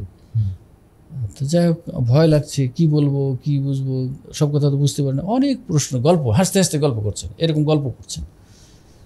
গল্প করতে করতে হাসির বিষয় যে আঙ্গুরটাকে দেখে বলছে এটা কি। তখন আমার এনাব না বলে, আঙ্গুর এনাব এটুকু জানা ছিল, কিন্তু ওই সময় জাবিব বলে ফেলেছি। আচ্ছা, তখন ওরা দুজন যে এত হাসতে শুরু করলেন, হাসতে হাসতে বললেন যে তুমি বাবাকে ছেড়ে দাদার নাম বলে দিয়েছো। তো এইভাবে গল্প হতে হতে তখন ওই বসনিয়ার লড়াই চলছিল, হার্জেগোভিনা, এসব ওইসব সম্পর্ক জিজ্ঞেস করলেন, অনেক ফিকি বিষয় জিজ্ঞেস করলেন। আমি সব পারি নাই, বাস্তবতা এটা অনেকটা বুঝতেও পারি না, অনেকটা বলতে পারি না, জানা থাকলেও বলতে পারি না ওইভাবে। সেজন্য কোরআনে কারীমের একটা কি যেন শব্দের অর্থ জানতে চাইলেন। আরবি অর্থ কি বলবো, আরবি তো আবার আরবি কি, হ্যাঁ বাংলা হলে বলা যায়। তো আমি বলে ফেলেছি এটা। ওটা বলার একটা হঠাৎ করে মাথায় আসলো, যখন কামাল ক্লাসে এখানে পড়তাম, তখন একজন ওই যে ভাইবা নিতে আসেন, জি, ওরকম একজন শিক্ষক বলেছিলেন, যদি কোনো কিছু আরবি জিজ্ঞেস করে আর তুমি যদি জানো না জানা থাকে, তাহলে ওইটার বাংলাই বলে দেবা তুমি। আচ্ছা, হ্যাঁ, দিয়ে বলছেন যে পানের আরবি জিজ্ঞেস করেছে। উনি বললেন যে আমাকে পানের আরবি জিজ্ঞেস করলাম, পান খাচ্ছিলাম তো পানের আরবি জিজ্ঞেস করি, পানের আমি তো জানি না, তো হাজা পানন। তো এখন ওই কথাটা আমার মাথায় আসলো যে আমি উনি যেটা জিজ্ঞেস এটা তো আমি জানি না, তখন কী বলবো, আর বাংলাও বলতে পারছেন। তো আমি বলে ফেললাম, আন্দাজি বলে ফেললাম যে দমদম। আর যে দুজনে হাসতে শুরু করলেন, এমন হাসি শুরু করলেন, আল্লাহু আকবার, আল্লাহু আকবার, আল্লাহ তাদেরকে হেফাজত করুন। যাই হোক, অনেক গল্প করে শেষ পর্যন্ত একটা ফর্ম বের করে দিলেন, দিয়ে বলে এই লিখো। অর্থাৎ ওইটাই বুঝলাম পরে যে এটা অ্যাপ্লিকেশন ফর্ম। আমি তখনও কিন্তু বুঝি নাই যে মদিনায় ভর্তির জন্য অ্যাপ্লিকেশন ফর্ম, এটাও বুঝি নাই। ফর্ম পূরণ করলাম, করার পরে আর একটা কাগজ দিলেন, দিয়ে বললেন যে এটা ওস্তাদ সালাফির কাছ থেকে পূরণ করে নিয়ে আসবা, আর ডক্টর গালিবের কাছ থেকে এটা পূরণ করে নিয়ে আসবা। নিয়ে চলে আসলাম, হয়ে গেল কথা পর্যন্ত শেষ। পরের দিন আসলাম, এখানে বেড়াতে আসলাম, যে বাইদি ভাই শুনলাম যে ওনারা হয়তো ওখানে যেতে পারেন, এই মাদ্রাসায় আসতে পারেন, নদরা মাদ্রাসায়, নদপাড়া মাদ্রাসায়। এসে দেখি তো ঠিকই ওনারা আসছেন। তো উস্তাদকে দিলাম, ওই কাগজগুলো দিলাম, দেওয়ার পরে ওই সময় ওই মাথায় দাঁড়িয়ে অফিস রুমটায়, জি, ওর সামনে দাঁড়িয়ে ওনারা গল্প করছিলেন, আমি দূরে দাঁড়িয়েছিলাম। তো হঠাৎ করে তখন নহাটায় বিমান ল্যান্ডিং ছিল অথবা উড্ডয়ন ছিল, এরকম কিছু একটা, বিমানটা দেখা যাচ্ছিল। তখন উনি ওই জায়েদ আল জোহানি উনি হাসতে হাসতে বলছেন, তোমাদের এখানে বিমান আছে কাছে? তখন উস্তাদ রহস্য করে তাকে বললেন যে আব্দুল ভাই জানতে চাচ্ছে যে এই বিমানে কি আমি চড়ে যেতে পারবো সৌদি আরব? আচ্ছা, অথচ আমি এটা বলিনি, উনি মজা করলেন আর কি। তখন বলে তাওয়াক্কাল আলাল্লাহ, কাগজটা পাঠাও দেখি। তো যাই হোক, ওই সময় উস্তাদ রাহিমাহুল্লাহ রাতারাতি আমাকে কাগজ করে দিলেন, মোহতারাম আমিরে জামাত তাজকিয়া লিখে দিলেন, উনি তাজকিয়া দিলেন, দিয়ে বললেন তুমি তাড়াতাড়ি ঢাকা চলে যাও, যেহেতু ওনারা নিজে হাতে একটা দিয়ে গেছে, এটা তুমি মূল্যায়ন করে ঢাকায় গিয়ে আনুষঙ্গিক যে সমস্ত কাজ ছিল সেগুলো পূর্ণ করে দিয়ে বাই পোস্ট পাঠিয়ে দিয়ে চলে আসলাম। এটা মানে কোন সালের দিকে? 83 সালের ফেব্রুয়ারি মাস, সরি 93 সালের 93 ফেব্রুয়ারি মাস। জি, এটা আমার মনে আছে, 93 তারিখটা মনে নাই, তবে ফেব্রুয়ারি মাস এটা মনে আছে। হ্যাঁ, এভাবে দিয়ে চলে আসলাম, আর কোনো খবর নেই, আমারও কোনো চিন্তা নাই যে ওইদিকে যাব বা মানসিক কোনো মাথায় ওরকম আসেনি। তো এই খবরটা এখানে আমাদের তানোর এলাকায় এক ভাই থাকতেন গোদাগাড়ির, আমাদের ভাইদের সাথে সবার পরিচয়, তো উনি তানোরে থাকতেন। উনি তানোরে এখান থেকে এইসব খবর শুনে গিয়ে বাস থেকে নেমে, আমার ভাইয়েরা দোকানপাট আছে ওখানে, সবাইকে বলে আরে আব্দুল হাই তো সৌদি আরব চলে গেছে। আব্দুল হাই সৌদি আরব চলে গেল, আমরা জানলাম না, কেমন করে গেল, কী ব্যাপার এর? মানে উনি বলছে যা হয়েছে চলে যাবে আর কি এরকম। তো যাই হোক, শেষ পর্যন্ত ওইখানে যেটার বিষয়, ওইখানে থেকে তো দরখাস্ত করে চলে আসলাম, ক্লাস করি, তখন ইউনিভার্সিটি ক্লাস করি, কামেল ক্লাস করি। ইতিমধ্যে কামেল পরীক্ষা অলরেডি হয়ে গেছে, রেজাল্টের অপেক্ষায় আছি। এদিকে তখন অনার্স সেকেন্ড ইয়ারে পড়ি। হঠাৎ একদিন আমার ইমিডিয়েট বড় ভাই, তখন আমি রানীবাজারে যুব সংঘের অফিসে আছি, মাগরিবের আগে পরের টাইমে আসছে একটা লেটার নিয়ে। তো জামিয়া ইসলামে আর খামের উপরে খাম লেটার নিয়ে আসছে, বাই পোস্টে গেছে, বাসায় চলে গেছে, বাসায় গেছে। তো যখন বাসায় গেছে পোস্টম্যান, তখন আমার সেজো চাচা ছাড়া আর কেউ নাই বাড়িতে। তো উনি আরবি ইংরেজি পড়া উনি দুটোই পারতেন, তো মোটামুটি দেখে বলছে হয়েছে আলহামদুলিল্লাহ। দৌড়ে, ওর বাবা ওই দিন নাই বাড়িতে, উনিও শহরে আছেন। ওই দিনও আমার আব্বা সকালে আসছিলেন আমার কাছে। তো দিয়ে আর কেউ নাই, ছোট চাচা এবং আমার অন্যান্য ভাইয়েরা সব তানোরে আছে। উনি ওই অবস্থায় পায়ে হেঁটে তানোর চলে আসছেন, যে দেখি কি ঘটনাটা কি। নিয়ে এসে দেখিয়েছেন আমার ভাই, তখন আমার ইমিডিয়েট বড় ভাই, তখন ওষুধের দোকান। উনি বললেন যে ঠিক আছে আমি যাই তাহলে, দেখি সে কোথায় আছে। তখন তার মোবাইল নাই, যে আর নর্মালি জানে যে আমি রানীবাজার এখানে থাকি, এখানে তো ওই খুঁজতে খুঁজতে ওই উপরতলা উঠে দেখি আমি বসে আছি। ভাই কি দেখো তো এটা কি, তো দেখে তো আলহামদুলিল্লাহ পড়েছে। সাথে সাথে বললাম টেনশন করেন না, আমি বাকি কাজগুলো দেখি কী করে। আসলাম ওস্তাদ আব্দুল সামাদ সালাফের কাছে, উপশহরের বাসায়। উনি বললে আলহামদুলিল্লাহ তোমার ইশআর কবুল হয়ে গেছে। আমি সাহেবের কাছে আসলাম, দুজনেই আনন্দিত। বা আল্লাহর রহমত অথবা বাবা মার দোয়া, ওস্তাদদের দোয়া এবং প্রচেষ্টা, সম্পূর্ণ আল্লাহর রহমত অথবা বাবা মা এবং ওস্তাদদের দোয়া এবং প্রচেষ্টা ছাড়া আমার ব্যক্তিত্ব কিছু নাই, আমার যে কোনো যোগ্যতা সেটা কিছু নাই। আমি মনে করি যে আল্লাহ আমাকে স্বয়ং বিশেষ রহমতে অথবা বাবা মা ও ওস্তাদদের দোয়ার বরকতে আমাকে মনে হয় যেন কান ধরে টেনে নিয়ে গিয়েছেন ওখানে। তো কাগজপত্র ওনারা করে দিলেন, যত তাড়াতাড়ি যাও তুমি ঢাকা চলে যাও। ঢাকা যাচ্ছি, কাগজপত্র রেডি হয়ে গেছে, ভাবজান যে আমি বাসে উঠে গেছি। তখন কুমারপাড়া থেকে বাস ছাড়তো, বোয়ালের মোড়ের সামনে এদিক থেকে। আমি বাসে উঠে গেছি, বাস ছেড়ে এই মুহূর্তে দেখছি উনি শহর থেকে চলে গেছেন বাড়ি গিয়ে শুনছে এই ঘটনা। জি, উনি আবার চলে আসছে। তখন যোগাযোগ এত সহজ ছিল না, খুব দুর্গম যোগাযোগ ছিল। আবার আসছে, ছেলে যাবে, আমি নামলাম, দরকার নিলাম, গেলাম। ঢাকায় গিয়ে তখন সিদ্দিক বাজারে আমাদের একটা অফিস ছিল যুব সংঘের বা আন্দোলনের একটা, তো আন্দোলন তো তখন ছিল না। ওখানে গিয়ে উঠলাম। ওখানে থেকে মিয়া হাবিব ভাই, জি, উনিও তখন যাওয়ার প্রস্তুতি নিচ্ছিলেন। উনি অনেক হেল্প করেছিলেন আমাকে কাগজপত্র তৈরির ক্ষেত্রে। বাকি ঢাকার যে কাগজ আমি চিনি না, জানি না, উনি যথেষ্ট হেল্প করেছিলেন সাথে গিয়ে গিয়ে। যাই হোক, একসাথে কাগজপত্র হয়ে গেল। মাত্র কয়েকদিনের মধ্যেই টিকিটও চলে আসলো, পেয়ে গেলাম। হ্যাঁ, 29শে অক্টোবর আমার সেকেন্ড ইয়ার ফাইনাল পরীক্ষা ছিল। 26শে অক্টোবর চলে গেলাম মদিনায়। আচ্ছা, মদিনা গিয়ে হাবিব ভাই, আমি আর পুরান ঢাকার এক ভাই শামসুল হক আর বর্মার এক ভাই, এই চারজন একসাথে গেলাম জিদ্দা থেকে মদিনা যাব। তো কানেক্টিং ফ্লাইটটা আমাদের ডিলে হয়ে গেছে, মানে আমাদের পৌঁছতে ডিলে হয়েছে, ওই কানেক্টিং ফ্লাইট চলে গেছে। মদিনা যে যাবো ওই ফ্লাইটটা চলে গেছে, ওইটা পেলাম না। ফলে আমাদেরকে অনেক ভোগান্তির মধ্যে পড়তে হলো। তো ওই সময় আমরা কোথায় যাব, আমরা এই রিইস্যু করতে, এটা আমরা খুঁজে খুঁজে বেড়াই, বুঝতে পারি না। হাবিব ভাই মাশাআল্লাহ একটু মুখ ছিল, উনি ওকে জিজ্ঞেস করে।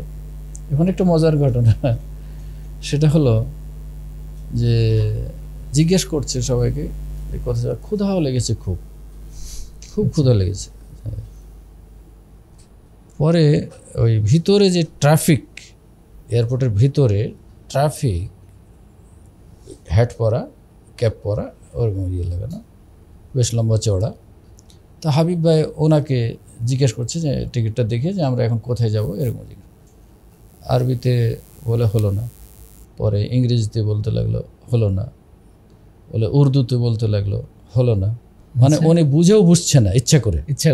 হ্যাঁ, লাস্টে বলছে আমি বাংলাদেশি, বাংলায় বলেন। মাশাআল্লাহ। মানে উনি ইচ্ছা করেই, হয়তো আমাদের যেহেতু ক্লিয়ার আরবিও হচ্ছে না, ভালো ইংরেজিও হচ্ছে না, হ্যাঁ, তারপরে ওনাকে দেখে আসলে পাকিস্তানি মনে হচ্ছিল, প্রথমত সৌদিয়ানি মনে হয়েছিল। যাক, লাস্টে উনি বলছেন যে আমি বাংলাদেশি, আমাকে বাংলায় বলেন। তারপরে উনি দেখে দিলেন যে ওই কাউন্টারে যান। তখন টিকিট পেলাম, তো পেলে অনেক ডিলে করে পেলাম। যেটা আমাদের রাত্রি পৌঁছে যাওয়ার কথা ছিল সন্ধ্যাবেলায়, সেটা গিয়ে পৌঁছলাম ফজরের পরে। আচ্ছা, সারা রাত ওইখানে এইভাবে দৌড়াদৌড়ি করে। তো ওইখানে নেওয়ার পরে এক ভাই আমাদেরকে রিসিভ করার জন্য অপেক্ষায় ছিলেন, হাফিজ আব্দুল সামাদ বংশাল। আচ্ছা, হ্যাঁ, উনি রাত্রে এসেছিলেন কিন্তু পাননি দেখে চলে গেছেন। পরে ওনারে আর এক রিলেটিভ, উনিও ছাত্র, আব্দুল হাদি ভাই ময়মনসিংহের, উনি ওনার নিজের ব্যক্তিগত গাড়ি নিয়ে অপেক্ষায় ছিলেন। তো ওই ওনার গাড়িতে নিয়ে তো মদিনায় নেমে দেখি একটু বৃষ্টি হয়েছে, ছোটো ছোটো একটু কেক, একটু জুস, পানি খেয়ে তখন বলে অন্তত একটু ক্ষুধাটা তো নিবারণ হলো। নিয়ে গেলেন ওনার হল রুমে। উনি 2 সিট নিয়ে একাই থাকেন, মানে আরেকজন কেউ নাই, 2জন থাকে, এরকম ফ্লোরিং। উনি চিকন চাউলের ভাত, শালান নামক একটা চাউল তখন ভালো পাওয়া যেত, আর মসুর ডাল এবং মুরগির ঝোল। ক্ষুধা ছিল, ফ্রেশ হয়ে খাওয়া দাওয়া করলাম। খেয়ে দিয়ে বললাম এখন আপনারা ঘুমান, বেলা হলে 9টার পরে টিফিন হবে, তখন আপনাদেরকে নিয়ে যাব, অন্যান্য ভাইয়েরা আসবে সব দেখতে। তো সেই অনুযায়ী আমরা প্রস্তুতি হলাম, সবাই আসলো, আহলান ওয়া সাহলান জানালো যে আপনারা আসছেন। এরপরে উনি নিয়ে গেলেন অ্যাডমিনিস্ট্রেশনে, যেখানে কাগজপত্র জমা দিতে হবে। গিয়ে মজার ব্যাপার হলো, আমাদেরকে নিয়ে উনি ঢুকছেন, আর এখানে যারা ওই যে হোটেলে যারা আমাকে জিজ্ঞাসাবাদ করছিলেন, শাইখরা যারা আগে এসেছিলেন, 2জন শেখ, একজনের নাম জায়েদ আল জোহানি, আর একজনের নাম আব্দুল্লাহ আল কি ছিল যেন, ওনারা আমাকে ভিতর থেকে দেখতে পেয়েছে। মাশাআল্লাহ, হ্যাঁ, চিনে ফেলেছে 9 মাস পরে, প্রায় 9 মাস পরে চিনে ফেলেই আব্দুল্লাহ সাহেব হাসতে হাসতে উঠে আসছে, আর জায়েদ জোহানি উনি ওনার চেয়ারে বসে কাজ করছেন। হাসতে হাসতে উঠে এসে ওই যে শব্দটা বলেছিলাম দমদম দমদম, উনি ভোলেনি, দমদম রাজশাহী বলে আমাকে হাসাহাসি করলেন অনেক। তারপর জায়েদ আল জোহানি উনি আমার ফাইল বের করলেন, পাসপোর্ট জমা নিলেন, বাকি কাজ উনি সমাধা করে দিলেন, হল হবে কোথায় ইত্যাদি বিষয় সহজ করে দিলেন। এইভাবে জামিয়ার জীবন শুরু হলো। তো জামিয়ার জীবনে যে সর্বপ্রথম রব্বুল আলামিনের অনুগ্রহ, বিশেষ দয়া, অতঃপর পিতামাতা ও ওস্তাদদের দোয়া আমাকে নিয়ে। তাছাড়া আমার নিজের এলমি যোগ্যতা নাই, অন্য কোনো যোগ্যতাও নাই, শুধুমাত্র আল্লাহর রহমতে তাদের কাছে। তো এখানে আরেকটা কথা, পূর্বের একটা কথা মনে আসলো বাবার বিষয়ে, ওনার যে উচ্চ আকাঙ্ক্ষা। একদিন আমার মেসে আসছেন উনি এবং গ্রামের আর 2জন, ওই 2জনই আমার বাবাকে মামা বলেন, আর সে সূত্রে আমি ওনাদেরকে ভাই বলি, আমাদের গোষ্ঠীর কেউ না, অন্য গোষ্ঠীর। তো ওনারাও ছিলেন আমার কাছে রাত্রে। তো সকালবেলায় নাস্তা পানি খেয়ে গল্প করতে করতে ওই 2 ভাইয়ের মধ্যে একজন বলছেন, মামা ছেলেগুলোকে তো সবাইকে লেখাপড়া করালেন অনেক, কিন্তু বিদেশে তো একটা কেউ পাঠালেন না। তখন উনি বললেন যে দেখো, ওই ভাইটার নাম ছিল ইদ্রিস, আমার বড় ছেলেকে নিয়ে যখন বিশ্ববিদ্যালয় হয় রাজশাহীতে 53 সালে সম্ভবত, কিন্তু শুরু তো হয় রাজশাহী কলেজে। তো বলছে আমি তৎকালীন সময়ে প্রয়োজনীয় কাজে রাজশাহী আসতাম, আর এই কলেজের পাশে যখন আসতাম তখন তাকাতাম আর বলতাম যে আল্লাহ, আমার ছেলেগুলোকে, তখন বড় ভাইয়েরকে নিয়ে চিন্তা করতো, তাকে যদি এই কলেজে পড়াতে পারতাম, এই বিশ্ববিদ্যালয়ে পড়াতে পারতাম, তাহলে কতই ভালো হতো। তো আল্লাহ ওই দোয়া কবুল করেছেন। ওই ভাই ওই কলেজে পড়েছেন, ইউনিভার্সিটিতে পড়েছেন।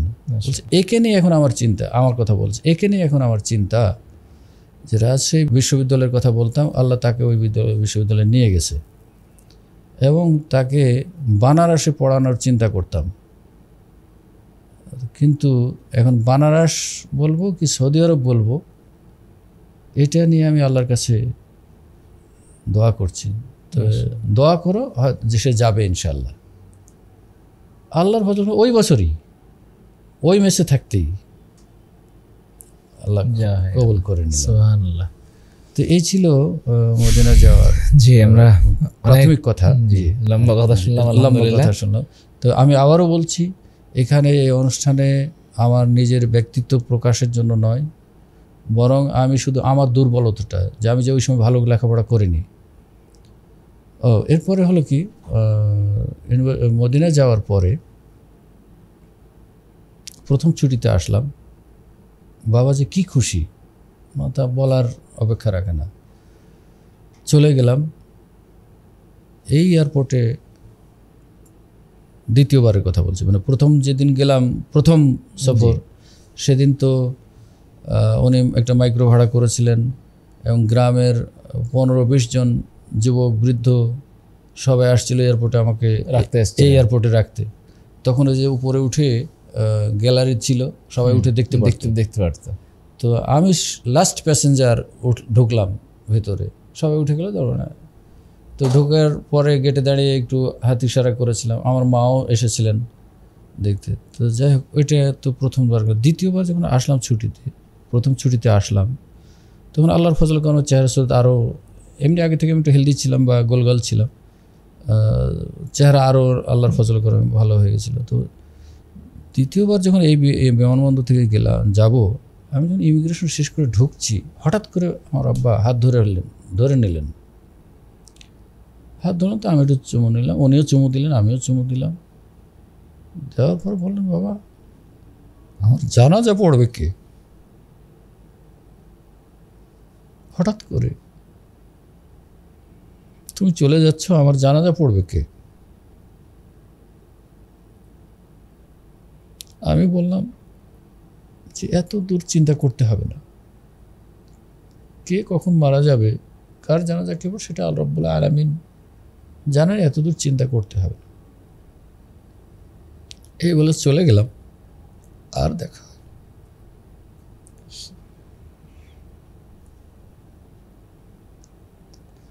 বাড়ি গিয়ে মাকে নাকি শুধু বলতেন, ছেলের সাথে আমার আর দেখা হবে না।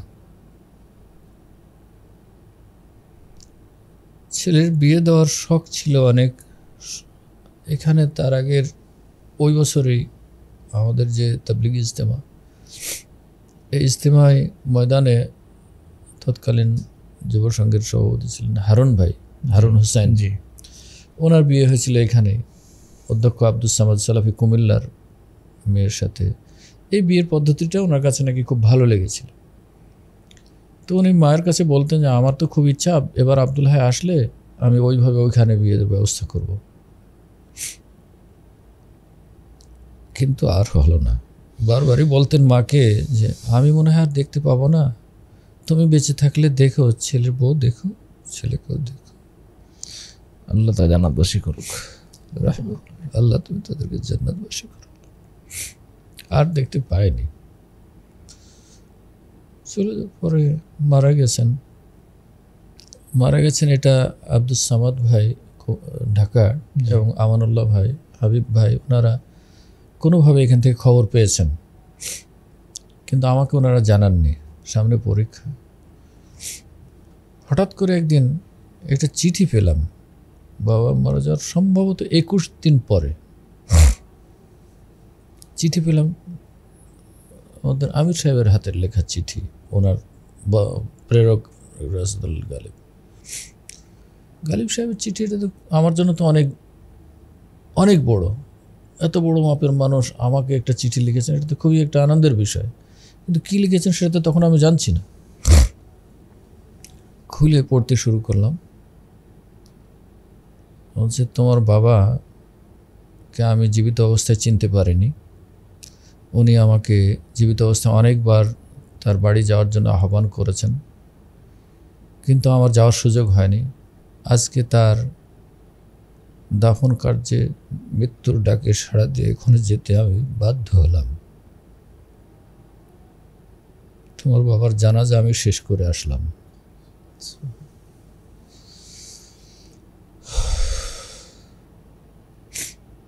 আল্লাহুম্মা আগফিরলাহ, আল্লাহ তাআলা জান্নাতবাসী করুক। উনি পরে এসে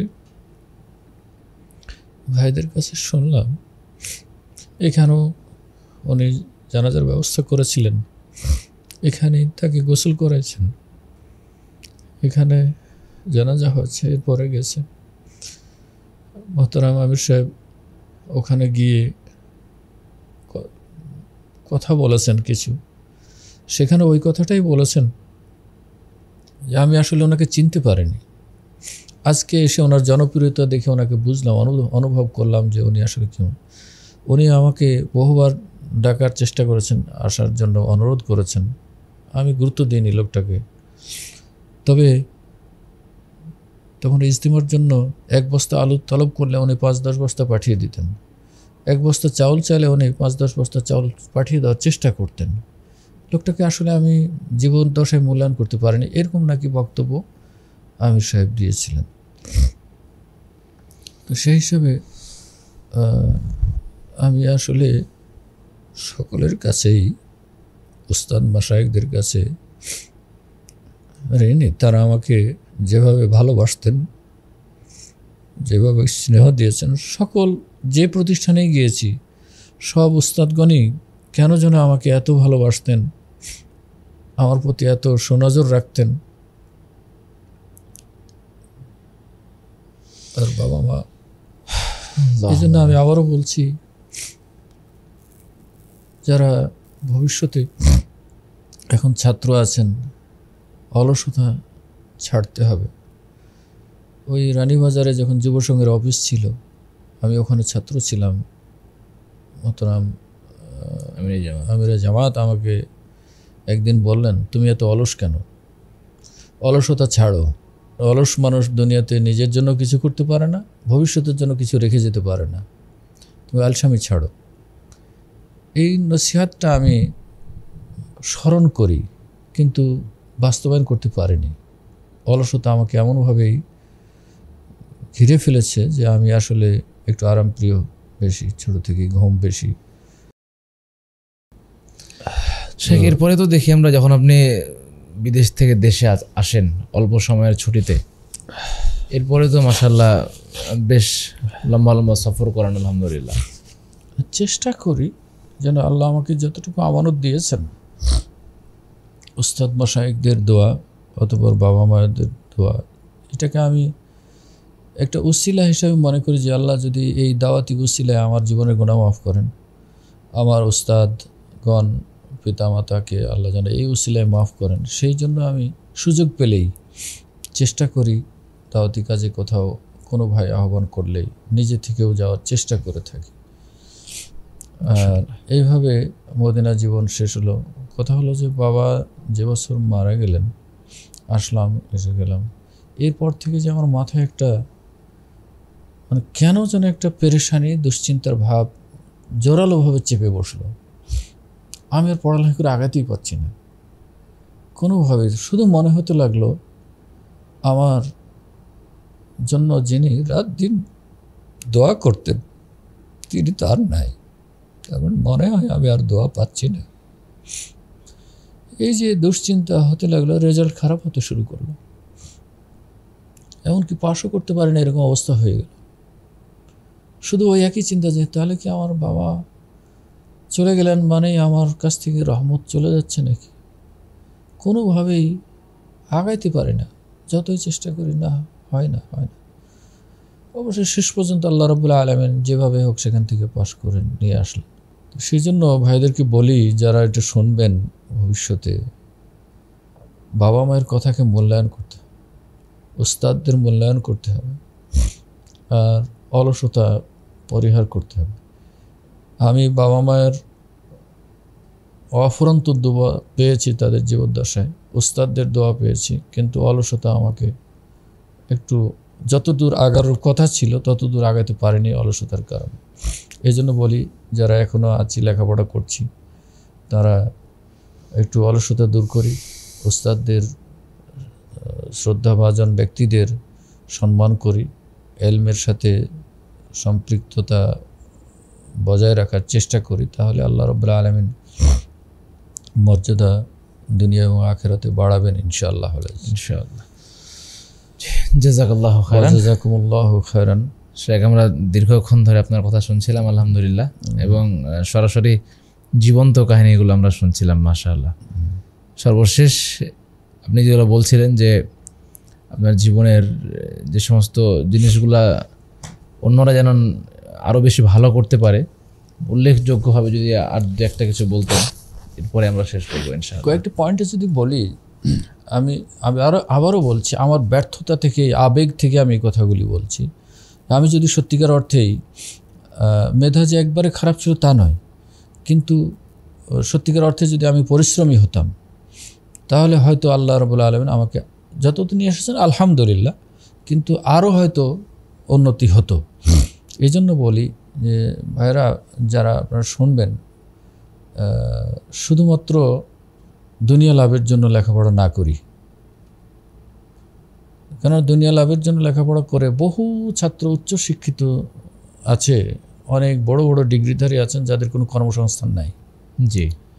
আবার বিপরীতে আল্লাহর ফজলে করমে মাদ্রাসা শিক্ষিত যারা, আলেম যারা, তারা কেউ বেকার নেই, কিছু না কিছু দিয়ে তারা ব্যস্ত আছে এবং তারা আল্লাহর ফজলে করে মান সম্মানের সাথেই জীবনযাপন করছেন।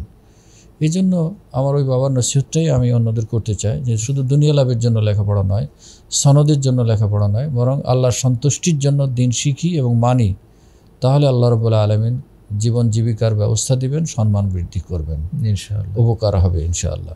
জাযাকাল্লাহু খাইরান। জাযাকুমুল্লাহ খায়র। পরিশেষে আরেকটি কথা, মোহতারাম আমিরে জামাত একদিন বলছিলেন, মাওলানা আব্দুল হাই কাফি আল কুরাইশি কেন জীবিত আছেন জানো? তো ওনার সামনে জবাব দেওয়া তো ওনার লেখনীতে জীবিত আছেন। ওনার যে লেখনী আছে সেই লেখনীগুলোই তাকে এখনো জীবিত করে রেখেছেন। তো তুমি অলসতা ছাড়ো, লেখনী কি বলে পড়ালেখা করো। তো এটা একটা কথা ছিল। আর একটা কথা আমির সাহেব বলেছিলেন, ওই দারুসালাম আলিয়া মাদ্রাসা যখন ভিপি হয়ে গেলাম, হঠাৎ ওনার সাথে একদিন রাস্তায় দেখা, ওইখানে বাসে নেমে উনি যাচ্ছিলেন বাসার দিকে, শুনলাম তুমি নাকি ভিপি হয়েছ। আমি তো ভয়ে, জি স্যার, বাস। পরে ওনার বাসায় একদিন গেলাম, আচ্ছা ভিপি হলো, নির্বাচন করলা, অথচ জানালো না এটা বৈধ না অবৈধ, কিছু জানালো না। তারপরে বললেন তুমি এত হাসো কেন? এত হাসলে তুমি অ্যাডমিনিস্ট্রেশন চালাবা কেমনে? ওনার জীবনের অনেক গল্প শোনালেন ওই দিন, ওনার সাহসিকতার গল্প। উনি যে জোহা হলে থাকতেন, জি, সেখানের যে অন্যরা যে তাকে হল থেকে বের করে দিবে, এরকম সাহসী মিছিলকারী ছেলেদের সামনে যে তিনি গাছের ডাল নিয়ে, আম গাছের ডাল ভেঙে নিয়ে তাদের রুমে গিয়ে বলে আসুক, এই সাহসিকতা দেখে ওরা সবাই বলছে ন্যায়ের উপরে থাকবা, সাহস নিয়ে চলবা, অ্যাডমিনিস্ট্রেশন চালাতে হলে একটু শক্ত হতে হবে, তুমি এত নরম হলে কেমনে চালাবে, এভাবে উনি বলেছিলেন। তবে এটাও আমি বাস্তবায়ন করতে পারিনি, মানে কেন যেন আমি একটু শক্ত হতে পারি না। তো যাই হোক, এরপরে মদিনা ইউনিভার্সিটি থেকে শেষ করে চলে আসলাম 2001 সালে। এসে ওখানে থাকতেই এখন যে অফিসে আছি, ওরা একটু দায়ী খুঁজছিল, কোনো মাধ্যমে জানতে পারলাম, তো তাদের কাছে গেলাম। তো তারা কথাবার্তা বলে একমত হলেন, বলে ঠিক আছে তুমি যাও, আমরা ভিসা পাঠাবো। তো পরে ভিসা পাঠালেন, ওই ভিসাতে এখন পর্যন্ত প্রায় 22-23 বছর। মাঝখানে মনে হয় একবার আসা হয়েছিল দেশে কর্মসংস্থানের জন্য আমি ইচ্ছা করে আসতে চাচ্ছিলাম, যে এখন বয়স থাকতে, একটু শক্তি থাকতে যদি দেশে খেদমত করতে পারি, এই উদ্দেশ্য নিয়ে এসেছিলাম 2020 সালে, করোনার ওই সময়টাতে। হ্যাঁ, করোনার পরে বা মাঝামাঝি। জি জি। তখনও আমাদের ঢাকার তাসলিম সরকার ভাই ওই প্রস্তাবটা দিয়েছিলেন, ওনার সাথে কিছু বিষয় নিয়ে কথা হতো আমার মাঝে মধ্যে। তো সেই সূত্র ধরে আমার যে আকাঙ্ক্ষাটা ছিল, আশাটা ছিল, সেই অনুযায়ী উনি এটা আমাকে প্রস্তাব দিলেন যে আপনি যেহেতু এরকম খেদমত করতে চাচ্ছেন, তাহলে এখানে আসতে পারেন, পূর্বাচল যে মারকাজুস সুন্নাহ সালাফি। তো সেখানে আসলাম, ওই মাদ্রাসাটা ওপেন হলো আনুষ্ঠানিকভাবে। ওখানে প্রথম এসে 3 মাস থাকলাম, পরের বার এসে 6 মাস থাকলাম। তো ওনারা আমাকে রিকোয়েস্ট করতে লাগলেন যে আপনি ছেড়ে চলে আসেন, কিন্তু সার্বিক পরিস্থিতি মূল্যায়ন করে আমি দেখলাম যে না, এখনও এসে আমি টিকতে পারবো না। আমি যে মন মানসিকতার লোক, আমি যে সহজ প্রকৃতির মানুষ, এখানে এসে আমার এই মুহূর্তে টেকা সম্ভব হবে না। তাছাড়া তারা যে সম্মানই আমাকে দিতেন, ওই অনুযায়ী অন্যদের তুলনায় ভালোই দিতেন, কিন্তু আমার যে ক্যারিয়ার বা আমার যে লাইফস্টাইল, তাতে সেটা তো একটু কষ্টই হতো। অন্যদিকে আবার চিন্তা করতে হতো, আর আমার এমন কিছু নাই, এমনকি নিজের বাড়িও নাই। তো ফলে বললাম যে ভাই আপনারা আরেকজন প্রিন্সিপাল দেখে নেন, আমার সম্ভব না। তো এইভাবে চলে গেলাম আর কি। এখন অন্য কোথাও যে চিন্তা করছি না তা নয়, যে ওরকম ভালো, এবং সেটা আমার অন্য কিছুতে নয়, আমার যদি তালিমের ক্ষেত্রে শিক্ষকতার ক্ষেত্রে যদি কোথাও এরকম পরিবেশ পাই, তাহলে এখনও মানসিকতা পোষণ করছে যে একটু সুস্থ থাকতে কিছু খেদমত দেশে হোক, দেশে করার আছে আর কি। ওখানেও যে খেদমতটা হচ্ছে মাশাআল্লাহ, দেশের মানুষের একটা হক আছে কিন্তু। হ্যাঁ অবশ্যই হক, সেটা আমি অনুভব করি, কিন্তু পরিবেশ পরিস্থিতির কারণে ওখানে যে কবুলের পরিমাণ, জি, দেশে কিন্তু কবুলিয়াত নাই। তা ঠিক। ওখানে অল্প কিছু সংখ্যক মানুষ আমাদের অফিসে আসে, তাদেরকে হাতে কলমে যেভাবে শেখায়, তারা সুন্নাত বুঝতেন না, তাওহীদ কি বুঝতেন না, শিরক কি বুঝতেন না। শিরকের মধ্যে লিপ্ত আছে আর মনে করতে আমি পাকা মুসলিম, বিদআতের মধ্যে লিপ্ত আছে বলে আমি তাও সুন্নাতবাদী। জি, তখন এগুলোকে, এইসব ব্যক্তিদেরকে যখন আমরা ধরে ধরে শিখালাম, আল্লাহর ফজল করমে প্রত্যেকটা ব্যক্তি, অধিকাংশ ব্যক্তি পরিবর্তন হয়েছে এবং দেশে এসে তারা বসে নেই, এই টুকটুক করে দাওয়াতি কাজ করতেই আছে। মাশাআল্লাহ। তাদের কৌশলেই বলি আর তাদের প্রচেষ্টাই বলি, দেশে আজকে বহু আমাদের যে আহলে হাদিস আন্দোলন বলি আর জমিয়ত বলি আর সহি আকীদার কথাই বলি, এদের দাওয়াতে কিন্তু অনেক পরিবার পরিবর্তন হচ্ছে আল্লাহর ফজল করমে।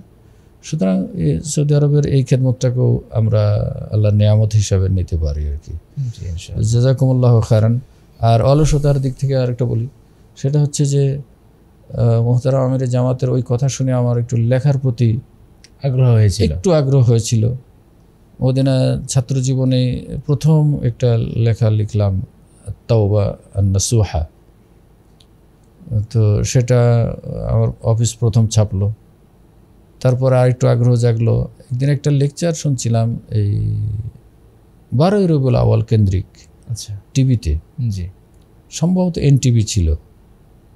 একজন মুহাদ্দিস আব্দুল জলিল, এবং উনি আহলে সুন্নাত ওয়াল জামায়াতের ভারপ্রাপ্ত সেক্রেটারি বলছিলেন এরকম। উনি কিছু বক্তব্য দিলেন যেটা আমার বিবেকে কঠিন লাগলো, যে কোরআন এবং সুন্নাহর স্পষ্ট বিপরীত। তখন একটা লেখার চিন্তা জাগলো, যে কি ওই আকীদা সংক্রান্ত এবং কিছু ভুল আমল সংক্রান্ত একটা লেখা, ওই টুকটুক করে লিখতে লিখতে আল্লাহর ফজল করবে একটা বই হয়ে গেল, যেটা ওখানেও ইন্ডিয়ান এক ভদ্রলোক, লেখাটার সারমর্ম, উনি উর্দু ভাষী, কর্ণাটক ভাষী, কিন্তু উর্দু কথা বলতেন। তো আমার ওই লিখতাম দেখে উনি আসতেন প্রায় অফিসে, কী লিখছো? আমি বিষয়টা বুঝিয়ে বললাম যে এই বিষয়ের লেখা আছে। বলে তুমি আমাকে দাও, আমি ছাপবো, তোমার ভাষাতেই দাও, আমি ছাপাবো, আমি বিতরণ করব। যাই হোক, প্রথম উনি ছাপালেন, তারপরে আমাদের এখন তো হাদিস ফাউন্ডেশন এটা ছাপে, কতিপয় বিভ্রান্তির অপনোদন, এটা গেল। এরপরে আরেকটা গেল হলো, আগ্রহটা একটু একটু বাড়ে, কিন্তু অলসতা তো ছাড়ে না। আরেকটা লিখলাম গীবাত, সেটাও এখান থেকে ছেপেছে, ওখানেও ছেপেছে। আরেকটা লিখলাম হলো প্রশান্তির সোপান দাম্পত্য জীবন, সেটাও ওখানেও ছাপা হয়েছে, এখানেও ছেপেছে। ওখানেও দিনী ভাইরা ছেপেছে ফ্রি বিতরণের জন্য। এইভাবে আরেকটা লাস্ট লিখেছিলাম মুসলিম জীবনে গুরুত্বপূর্ণ মাসাইল ও ফাজাইল, মাশাআল্লাহ, বেশ কয়েকটা গ্রন্থ, প্রায় 250 পৃষ্ঠা মতো। তো সেটা ওখানে ছাপা হয়েছে, এখানে ছাপা হয়নি বিভিন্ন কারণে। তো এইটা এবার সংশোধন করে নিয়ে আসছিলাম, ডক্টর কাবিল ভাইয়ের সাথে কথা হচ্ছিল, কিন্তু বিভিন্ন কারণে এখনও এই অলসতা ছাড়ছে না। আর দেশে এসে একটু এদিক ওদিক দৌড়াতে বেশি হচ্ছে, এই হচ্ছে। আর কিছু অনুবাদ করা হয়েছে, ও দেশে ছেপেছে। এই ছিল অলসতার কারণে। আলহামদুলিল্লাহ, অলসতা আপনি অনেকবার বললেন, এর মধ্যে আমরা অনেক কাজ দেখলাম আলহামদুলিল্লাহ। দাওয়াতি ক্ষেত্রে আমি সৌদি আরবে দাওয়া অফিসের নির্দিষ্ট টেরিটরির মধ্যে কাজ করতে হতো, এবং তারা যে প্ল্যান দিত সে অনুযায়ী কাজ করতো। কিন্তু আমি ব্যক্তিগত উদ্যোগে, নিজের তাড়না থেকে, আল্লাহ যে আমাকে এই পর্যায়ে নিয়ে এসেছেন, আমি আল্লাহর কাছে তো জবাব দিতে হবে। সুতরাং সেই সূত্র ধরে আমি নিজে নিজে অনেক এলাকায় যেতাম, ওই দেশে, সৌদি আরব রিয়াদে। নিজের গাড়ি যখন ছিল না, তখন অন্যের মাধ্যমে যাওয়ার চেষ্টা করতাম। আল্লাহর ফজল করমে গাড়ি হলো, তখন নিজেই গাড়ি নিয়ে প্রতি সপ্তাহে, এমন কোনো দিন নাই, এমন কোনো সপ্তাহ নাই যে আমি বাইরে যেতেন না, যাইনি। এটা অফিস ডিউটির বাইরে, এটা অফিসের কোনো ডিউটি না। কিন্তু আমি চিন্তা করেছি না, এই লোকগুলা বিভ্রান্ত হয়ে আছে, শিরকের মধ্যে লিপ্ত আছে, বিদআতে লিপ্ত আছে। এদের কাছে গিয়ে যদি দুটো কথা বলি, যদি একজনও হেদায়েত হয়, সেটাই আমার জন্য অনেক কল্যাণকর হবে। এই আশা নিয়ে আমি অনেক ছোটাছুটি করেছি। আল্লাহর ফজল করমে ওই সব ছেলেগুলো এখন অফিসে আসতে শুরু করছিল। প্রথম দিকে তো মাশাআল্লাহ অনেক ছাত্র, শুধু এইটুকু একটু ঘুরে ঘুরে কিছু কথা বলার কারণে। আর এই সূত্র থেকেই আন্দোলনের যে লোকজন আসতে শুরু করলো, যেমন সেদিন যে আমাদের নারায়ণগঞ্জের আলমগীর ভাই আসেন, জি, কত প্রসঙ্গে উনি আরেক ভাইয়ের সামনে বলছিলেন যে আমার কথা নাম বলেই বলছেন যে পাশে বসে গল্প করছিলাম আমার বাসায়, যে শেখ তো আমাদেরকে কখনো সরাসরি আন্দোলনের দাওয়াত দেননি, কিন্তু এমন এমন কথা বলতেন যেটা মনে করছে আন্দোলন ছাড়ার কিছু না। তো সেই হিসাবে কাজ করার চেষ্টা করেছি আমি, যদিও আমি অনেক অলস, আবারও বলছি অলস। একটা কথা আমির সাহেব, উনি যখন জেলখানা বের হওয়ার পরে সম্ভবত কত সালটি আমার এই মুহূর্তে মনে নাই, নাজিব সহ উমরায় গিয়েছিলেন। জি, তো মদিনায় যে হোটেলে ছিলেন সে হোটেলে আমরা দেখা করতে গিয়েছিলাম। তখন আমি অন্য একটা বিষয় নিয়ে খুব অস্থির ছিলাম। তো যাই হোক, উনি সবার সামনে এমন একটা কথা বললেন আমাকে, কথাটা আমার জন্য খুব ওই সময় খুব কষ্টকর, কাঁদলাম।